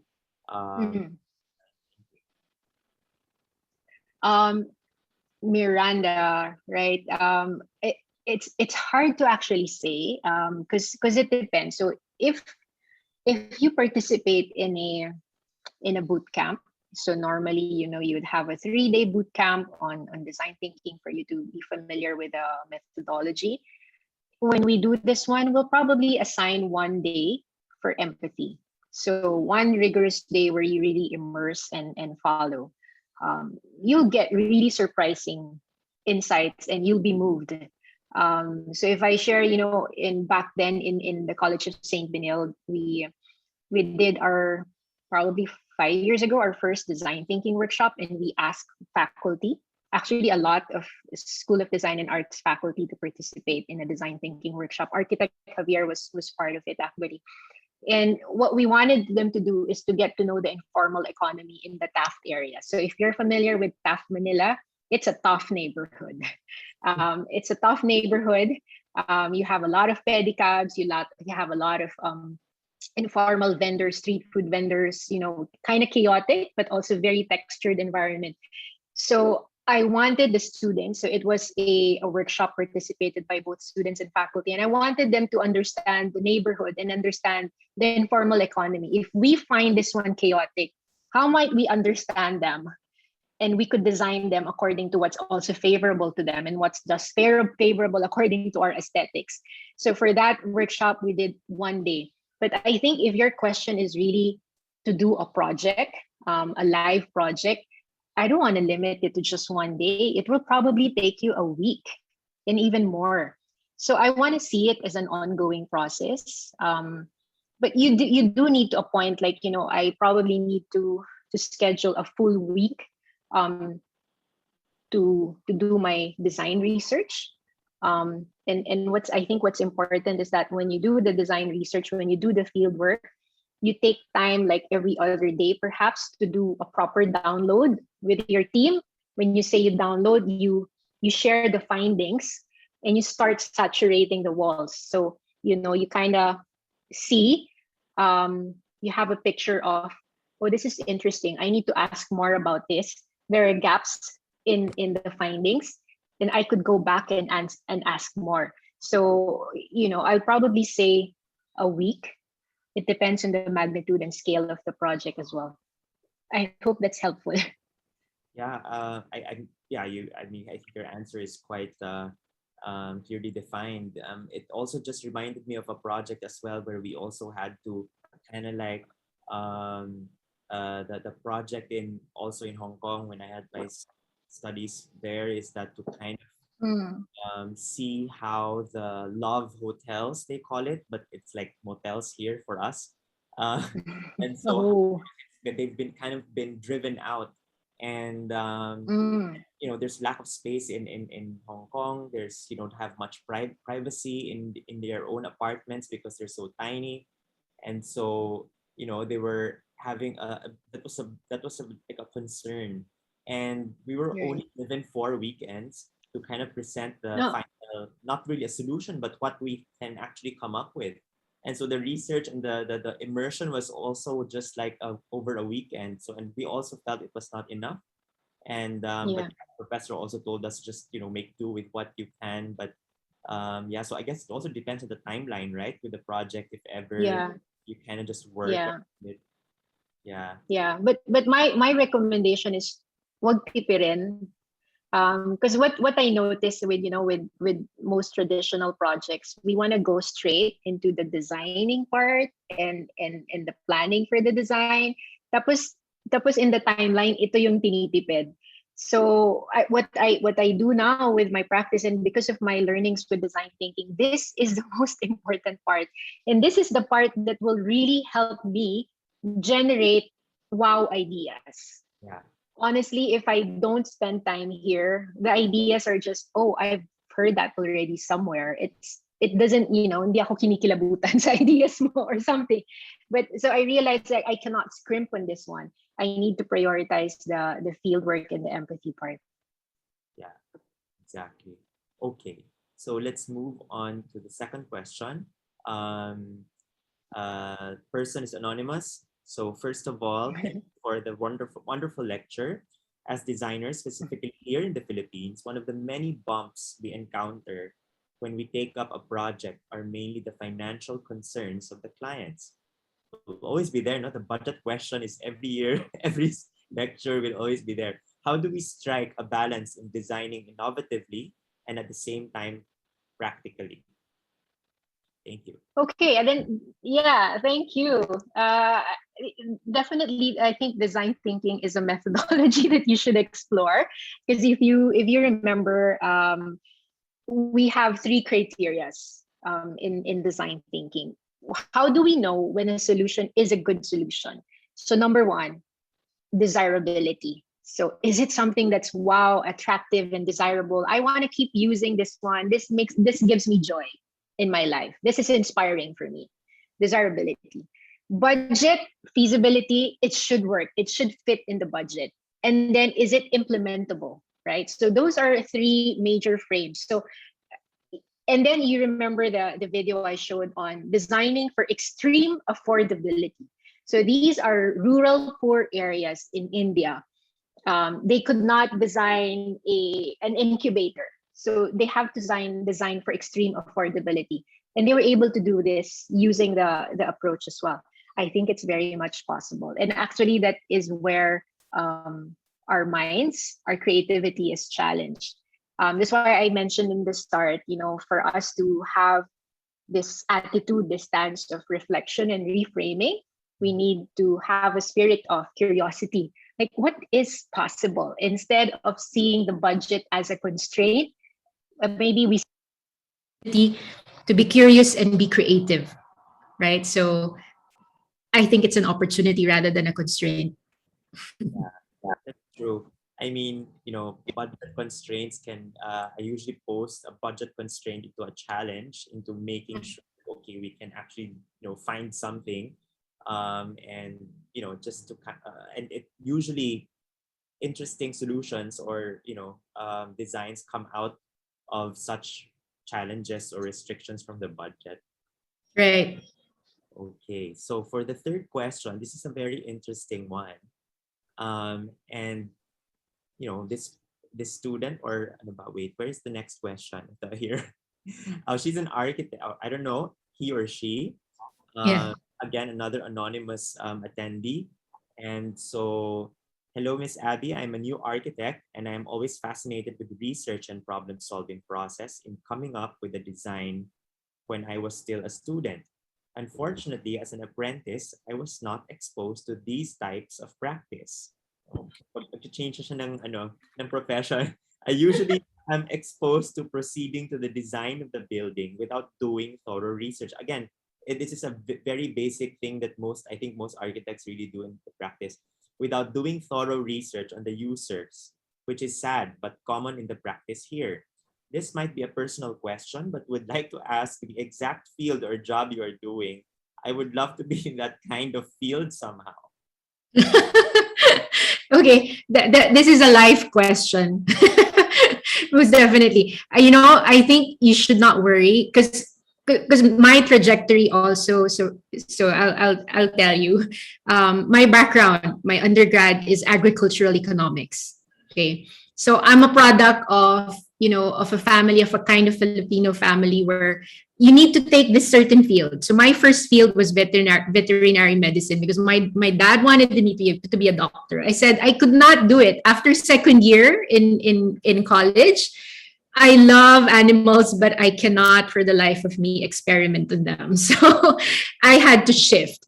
And the most rational place where I could shift and it's available was agricultural economics. So I just had to finish it, right? And then, I tried to follow my interests and I went into environmental science, right? So when I got into environmental science, I realized that the pain point of this whole field is really influencing people's behavior.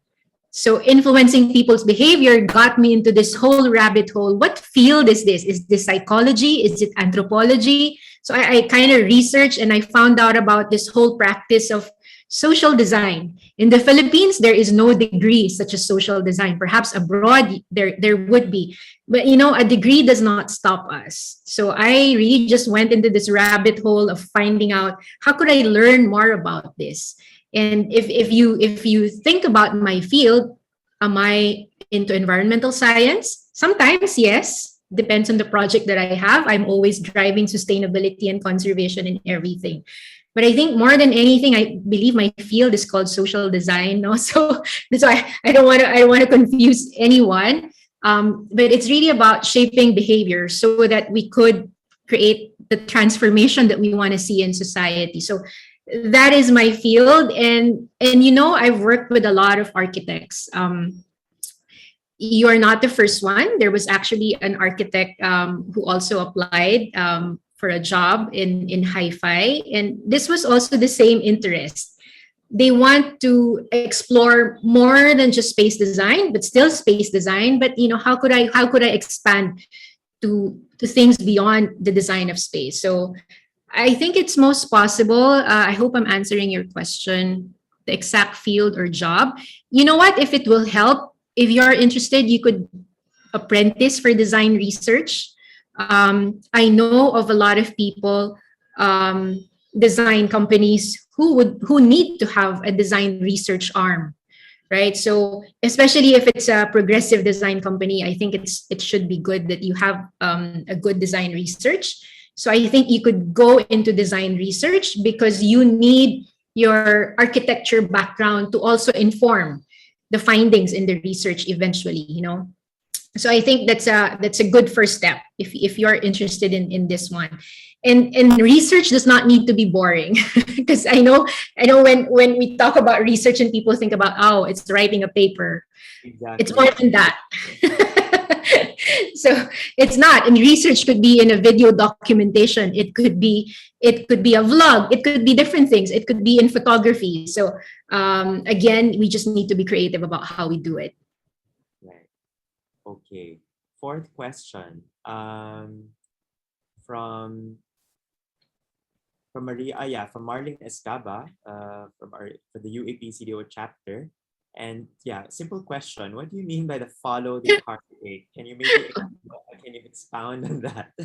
Yeah, so sorry if I wasn't clear on that one. Follow the heartache is really just about understanding what burdens people, what pains them. So remember I talked about pains and gains. So pains would be, what are the challenges of people? Like, for example, if I'm in this pandemic, you have a lot of women who are so burdened. And a major pain point right now is with the work from home. It's nice because, if you're a mom, I let go of the travel time, right? But also I realized because everybody is home, I cannot send anyone, baon to the cafeteria and buy. So it means I need to work. I need to prepare food for the family, right? And I also need to teach my kids. So you could see this one as perhaps the heartache of a working mom in a pandemic. So definitely, heartaches are pains that people feel. And if you think about heartaches, if you want to dive deeper, you figure out what is the major reason for the pain. What is the motivation behind the pain? Like, is it the need of a mom to have a sense of rest, right? So if I think about it, like the working mom has many hats, and it's the challenges are magnified because of a pandemic. But if you think about it, what's really the pain of a mom who's working from home? Is it the need for rest? Is it the need for her to do things for her own and be creative as well instead of just serving everyone? So you try to filter and ask the question, what is the why and the motivation behind the reason for the pain that people are feeling? And when you actually think about, and the reason why it's important is because when you design a solution, then the solution is probably attractive because it will remove the heartache, or it has the potential to relieve the heartache. So it makes the design, the solution effective and memorable, hopefully. It's really good. Okay. Now we're getting a lot more questions coming in. Okay. The next one we have from Edward Jansen Lim. Wait, I cannot find it. It's on the screen. Okay. Good afternoon. I personally really enjoyed the topic that Miss Abby spoke about. It's a very considerate and cerebral approach to design work. I'm just curious at what your opinion is on modular design, the approach seeding generally from the idea that we can cater to a larger majority from an established educated assumption. It feels slightly counter to the more empathetic and personalized or specific approach of design thinking that you've talked about. This is a good question.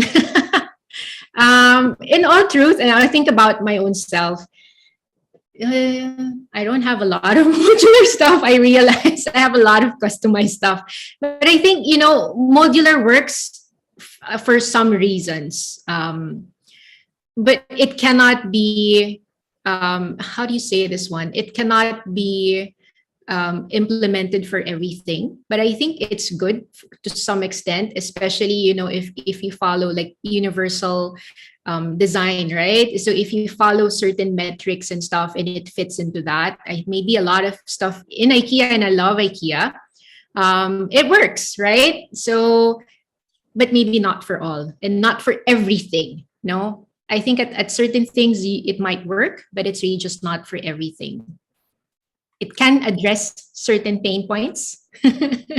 Convenience, right? Definitely convenience, definitely accessibility, perhaps even affordability, maybe. But there are certain needs that it cannot address. So that's why we need a diversity of solutions and design solutions, design ideas. Yeah, the world is too big to have really just a one directional action, right? It could definitely be a lot of interpretations there. Next one we have from Vince Vera. Thank you for the very informative lecture. As an architect, we always aim to deliver quality service without sacrificing customer satisfaction. And at all times, we always aim to consider design preferences of our clients. In cases, however, where a client's preference goes against the overall aesthetic or theoretical aspect of the design, which should be prioritized, our client satisfaction or our professional discretion? Okay. You know what? I think it number one, it needs to be safe.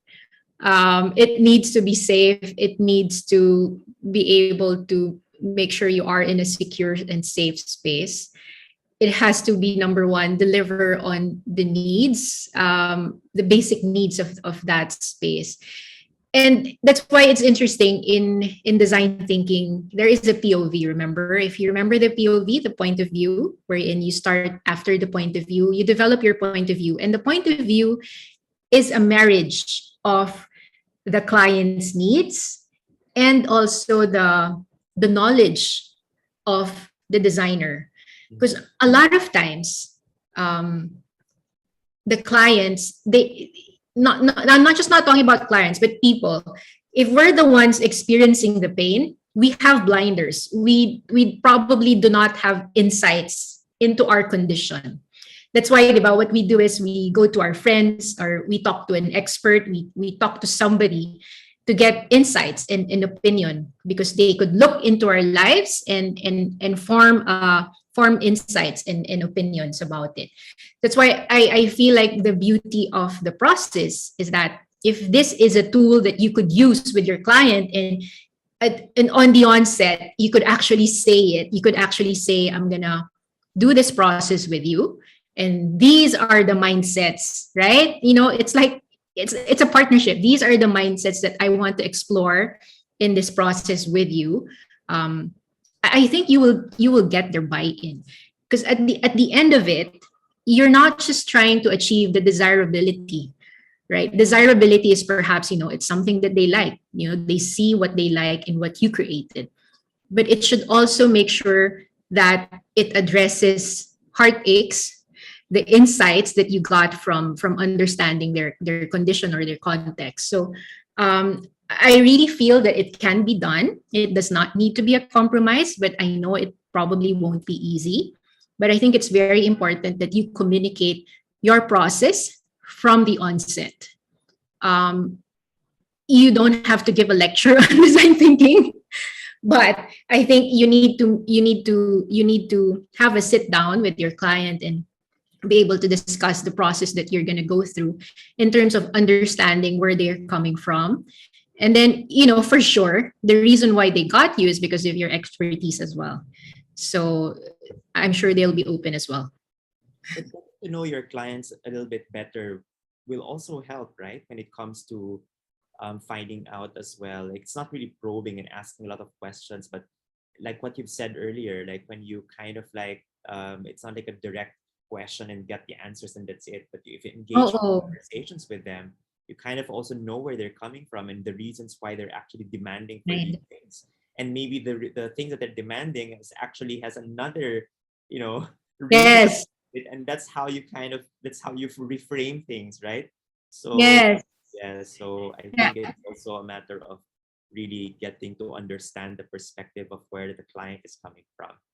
Yeah, completely. I know, Edwin, that's super correct. And so I think if we engage in real human conversation with the client rather than, it's a client, that these are the sets of questions that I need to ask, we get to build trust and knowledge of each other. So not just knowledge of them, but they get to understand you as well as a designer, right? So I think that's a very important thing that we should not skip. Sabi ko nga, wag nating madaliin yung proseso na yon of understanding each other.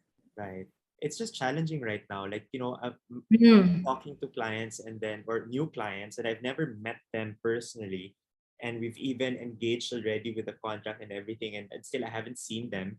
And I've always wanted to have like a Zoom chat, but it's just so awkward. It's not like it's not the same conversation you would actually have if it's in person. So yeah. Anyway, just challenges right now in this particular time. Okay, so we have the next question from what's the next question? Marvin Tejada. Okay, hi Miss Abby. Your studies are being used by brand designers for product advertising. How do you find some advertising that is bordering towards over sentimentalism on poverty conditions of the poor? I think that's more the setting here in the Philippines. Right. This is an interesting question because whenever let's say for example I get invited to share in an international, let's say it's an international program where you need to share case studies of what you're working on, and then also even not just even it could just be just regional and ASEAN. So for example, I go to Korea and I hear the design pitches and startup pitches, right? And the problems that they're trying to solve according to sustainable development goals. So if you think about sustainable development goals, those are problems that are experienced by every human being, any country, right, you're in. So they're all problems. But if you think about the kinds of problems that they're trying to address in Korea, for example, and kinds of problems that being addressed by startups in the Philippines, wow, how far apart they are. Kumbaga, yes, sustainable development goals, but still first world problems. And ours is really just real huge problems. And if you actually give them this problem, it's going to be mind-blowingly hard. Okay, so what I'm saying is, that's our reality, that's our context, but I do not agree with poverty porn. I mean, I feel like, this whole idea of design thinking is to elevate the experience in the context of people, right? To give them better experiences, to give them better lives, right? That's why it's problem solving. But for it to be used to, to over sentimentalize the conditions, well, I don't agree with it. It has to be on a stance of problem solving and has to be a stance of, uplifting. Yeah. Does that answer the question? I hope so. Well, Marvin can comment if ever, can react. Yes, please. But yeah, okay. The next, Thank you, Marvin. he's satisfied with your answer. Yeah, nag-reply na siya. Okay, so we move on to the next. We just have a few more minutes left. We have the next question from an anonymous attendee. Thank you so much. Thank you for the awesome lecture, Miss Abby. What you shared, in my opinion, is in essence a more thorough and in-depth elaboration on the phrase thinking outside of the box. It applies not just on design, but on life as well. There's no free size in life, and so does in design. On that thought, beyond architecture and design, how would you use this method in finding solutions to the problems and challenges that life slaps on our faces? If you could Google designing your life, I said designing your life. I actually have the book, but design thinking for your life. They use, so also in Stanford, they offer this course as an elective. So aside from the other subject that I shared earlier, this subject on designing your life, wherein they use the principles of design thinking in terms of making career choices and making life goals. As compared to other methods of self-help, it's not a self-help, because if you practice design thinking for your life, it's really just having always an active stance of reflecting, right? What did I just go through? What do I learn from that? And how could I reframe it so that I don't go in a sinkhole of depression or a downward spiral and just be demotivated about what happened? But how do I frame it as an opportunity, right? So it's a very interesting thing on how you could actually use it for your own life. But yeah, there is that, if you Google it, there is that book. And I know there was a TED Talk about it as well. Designing your life. I think that's what it's called. Design thinking for your life, something. So you can also really apply it, no? I mean, yes, personal level and everything, yeah. Sometimes nga, I keep on psychoanalyzing din myself, like and all these things, but sabi ko parang I think I'm overthinking or too much na. Parang you just say, just do it. Yeah. Also, I am that in design thinking, diba, it's always bias to action, right? In the same time that you reflect and think about it, there's always that bias to, okay, let me try it if it's gonna work. No, so it's not about perfection, but let me try if it's gonna work. And then, if it doesn't work, which part? So you deconstruct it. Yeah. Okay. I just want to say this. It's a comment from June Badayos before I go to the last quick question. So this is just from her. She's just, praising the talk. So thank you, Miss Abby. Compassion and design has been my universal mantra ever since I took up architecture. Now with your follow the heartaches idea suggestion, it kind of validates that mantra and sort of rejuvenates my approach to offer design solutions. So thank you again. Kudos. That's from June Badayos. And then for the last question, it's a quick question. Thank you for the enlightening talk. Just wondering, how long are you working in the industry? Let's just end it there. How long have you been working in the industry? Oh my gosh, I'm in my midlife, so it's probably a good 20 years. Yeah, it's probably a good 20 years. So, but really what I say is that this is, it's a muscle. In as much as, we want to work out and stuff, this is also a muscle. And really you get better at it as you keep practicing.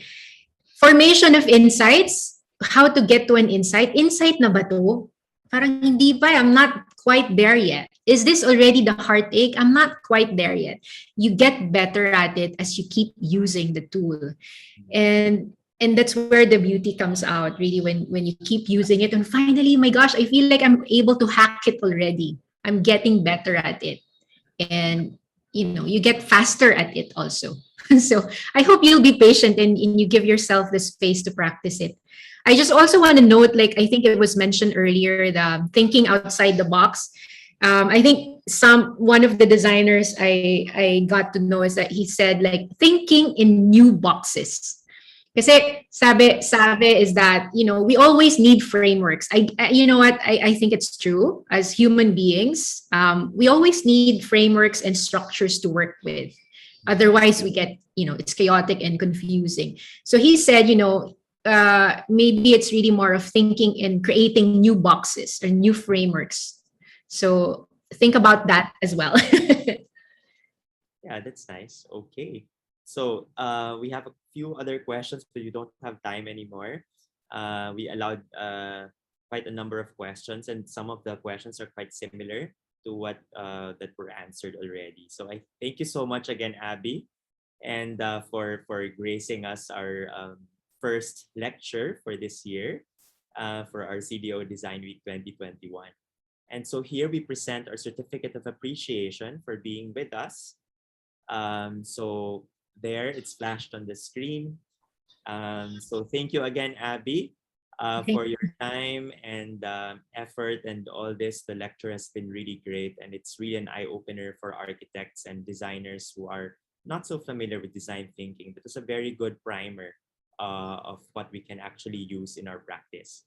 And here at A&DDO, it has been kind of a tradition that you get something for your home or even for your office, maybe. So to present this special token, we have first from Collingwood Lighting, together with Green Group Incorporated, represented by the International Director for Collingwood. Let's all welcome Daniel Lopez.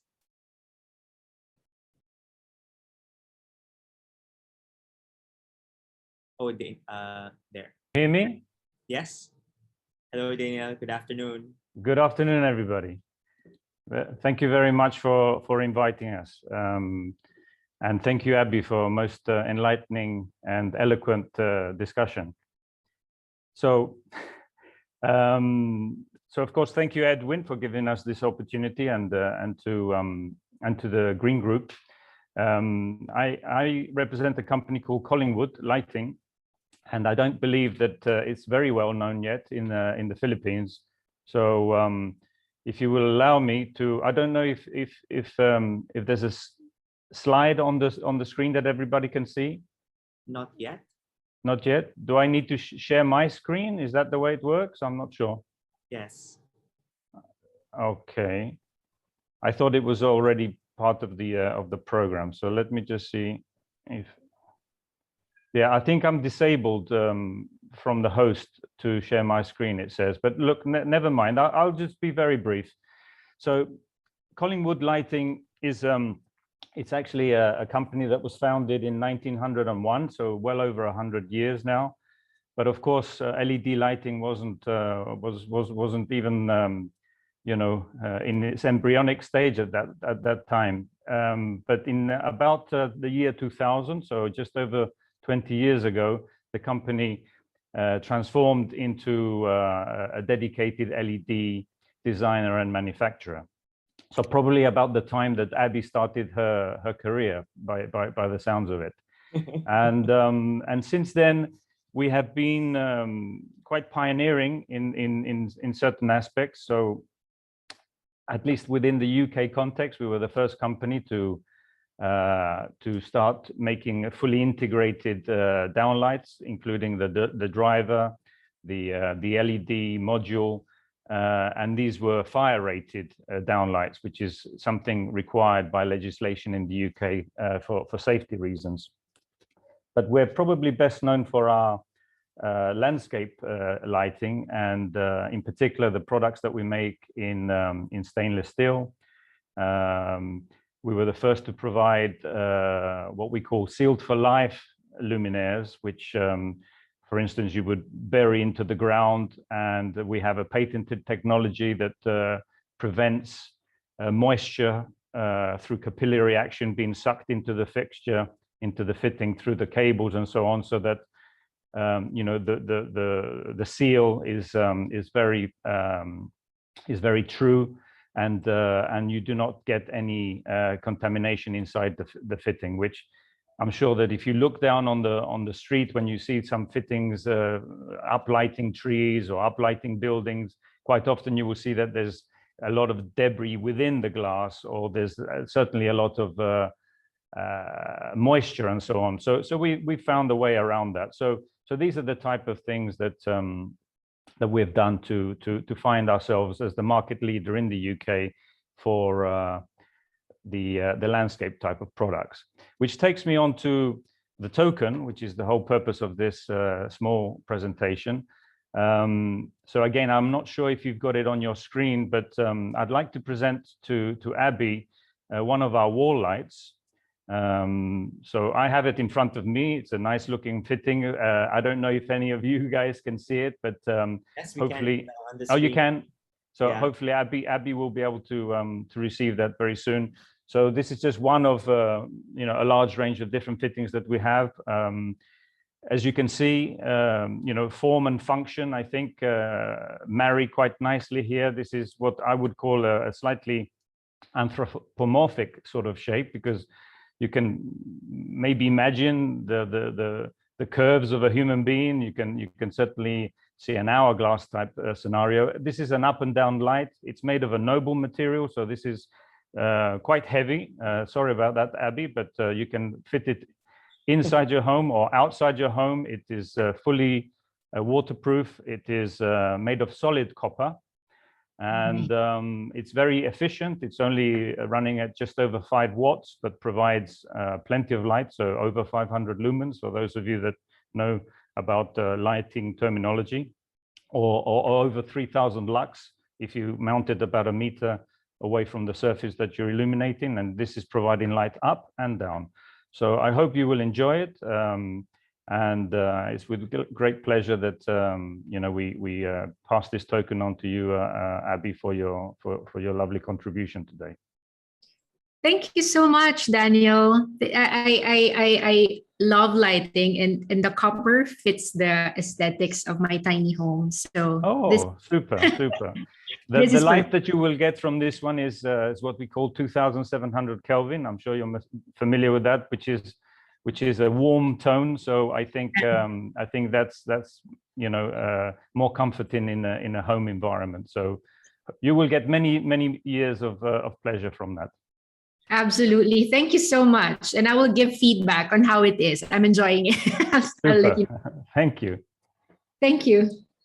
Thank you so much, Daniel, and the whole Green Group team. And I totally understand about those, you know, I've used in-ground lighting, and there's so much, like, you know, the dirt and all that, the moist. So it would be really nice to try out Collingwood. Yeah, well, the Green Group are doing a great job of introducing us to certain projects in the Philippines, and we look forward to continuing to support them. And you know, we're very pleased to be associated with you guys as well as the Green Group.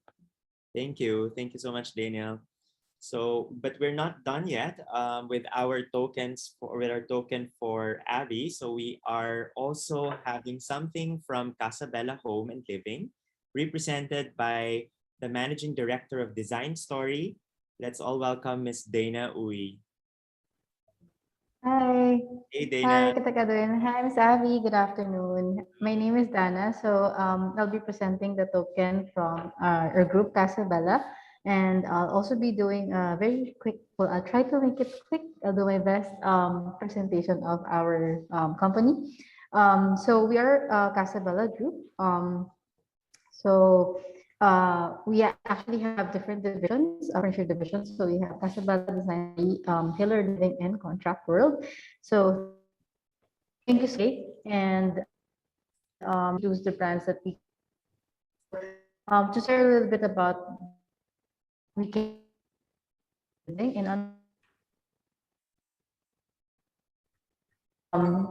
we carry some of the most luxurious and elite pieces from world's leading brands such as Casina, Keta, Mobility, and Hench. So I'll just quickly go through all of them. So here, the iconic pieces that we have. So for Casina, one of the top brands that we currently carry, it reinterprets the iconic models of the greatest architects of the 20th century. We have pieces from Corbusier, Pierre Jeanneret, Charles Perriand, Frank Lloyd Wright, and currently the creative director of Casina is Patricia Urquiola. And other brands we carry also include Ketal, which specializes on outdoor furniture from Spain. We also have Moroso, also from Italy, Italia, Dice Italia, also for indoor furniture. And then we also have Nova Mobili for wardrobe, entertainment systems, anything that you need for cabinetries.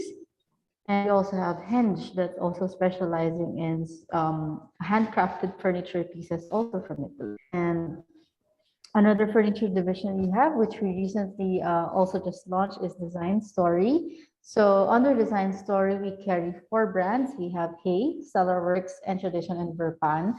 So over the past 7 years, we've successfully been able to make furniture with good design accessible to more audience at a affordable price. So the brands we carry here work with a lot of well-known designers such as Jaime Hion, Welling, the Borelet Brothers, and of course, Werner Panton.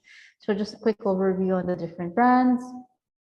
We have Hey. So Hey is a Danish brand that works with different global designers as well. So we carry all of the brands we carry also serve not just residential, but also for contract projects as well. So some of the photos of Hey. It's also a Danish brand that specializes in iconic designs and a lot of mid-century models.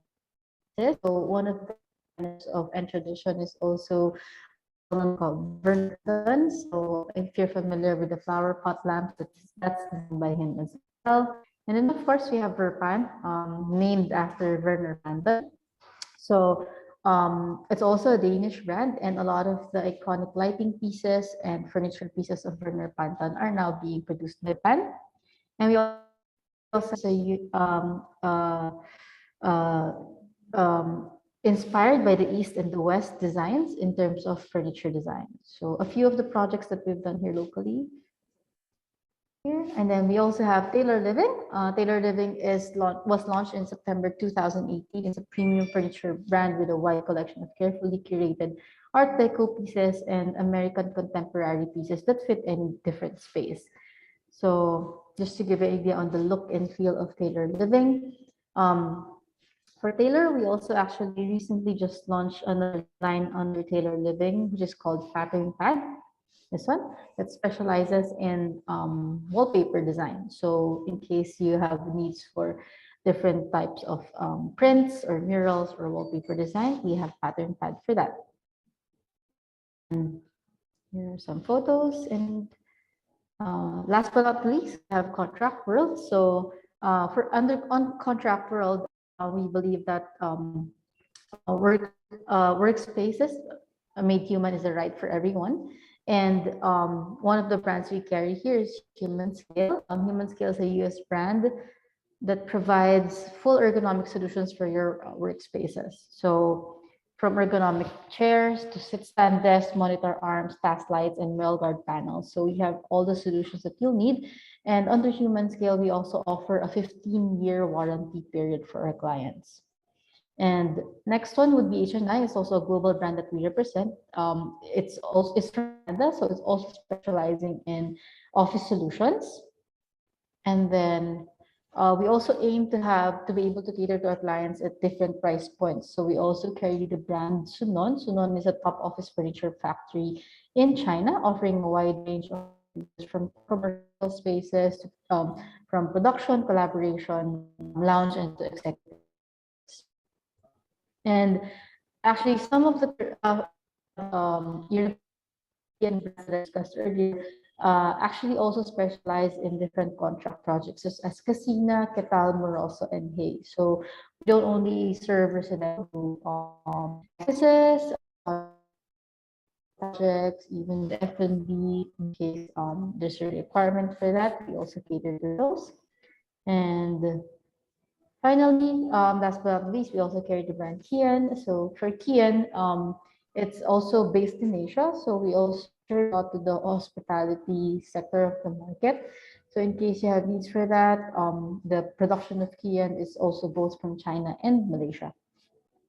So there, this slide shows the different contact details where you can reach us. So the 4 accounts we have would be Casabella PH, Design Story PH, Taylor Living PH, and Contract World. To present our like to present the Hey Chim Chim scent diffuser. So inspired by the idea of a miniature fireplace, Chim Chim combines a modern design with the ancient ritual of burning oils to create your favorite room fragrance. So we hope that you'll be able to use this to relax especially nowadays. I know that oftentimes, even if we also work from home, it can also be quite stressful. So we hope that this can help you relax a little bit on those days. And yeah, and I'd like also to take this opportunity to invite everyone. We just recently opened a new showroom in Makati at the alley under Design Story. And inside Design Story, we have a new concept of a cafe bar. So if you guys are in the area, please feel free to drop by. And yeah, we hope to see you guys there. So thank you. Thanks, Dana. Dana pala, hindi pala Dana. I keep on making your name. It's okay. Yeah, and yes, they really have great food there at Three Squares. 3 Squares Korean bar. Cafe. It's really nice. I have not been there, but I've tried their food already. It's really good. So Thank yeah, and of you. course they carry all the brands that I almost really love. I mean, not almost, but almost all of the brands I love. So there. Anyway, nabubulol na ako. Anyway, so okay. So thank you again, Dana. And so I hope, Abby, you've enjoyed, or you will. We will send both tokens to you. And so thank you again, and I hope that you'll enjoy these 2 tokens from us. And Thank you. yeah. Thank you, Dana, and the Design Story. Thank you. Thank you. Thank you. Yeah. All right. Okay. Thanks, Abby, again. And so now we have something for our participants. Okay. So today we have 2 pieces of Oster My Blend personal blender from our presenting sponsor, Focus Global Incorporated. So again, you're supposed to be here and you should have liked our social media pages in order to win our social media for ADDO CDO Design Week, and also for Focus Global. That's Focus Global Inc. For Instagram. So we have actually picked out our winners, and do we have our winner already on the screen?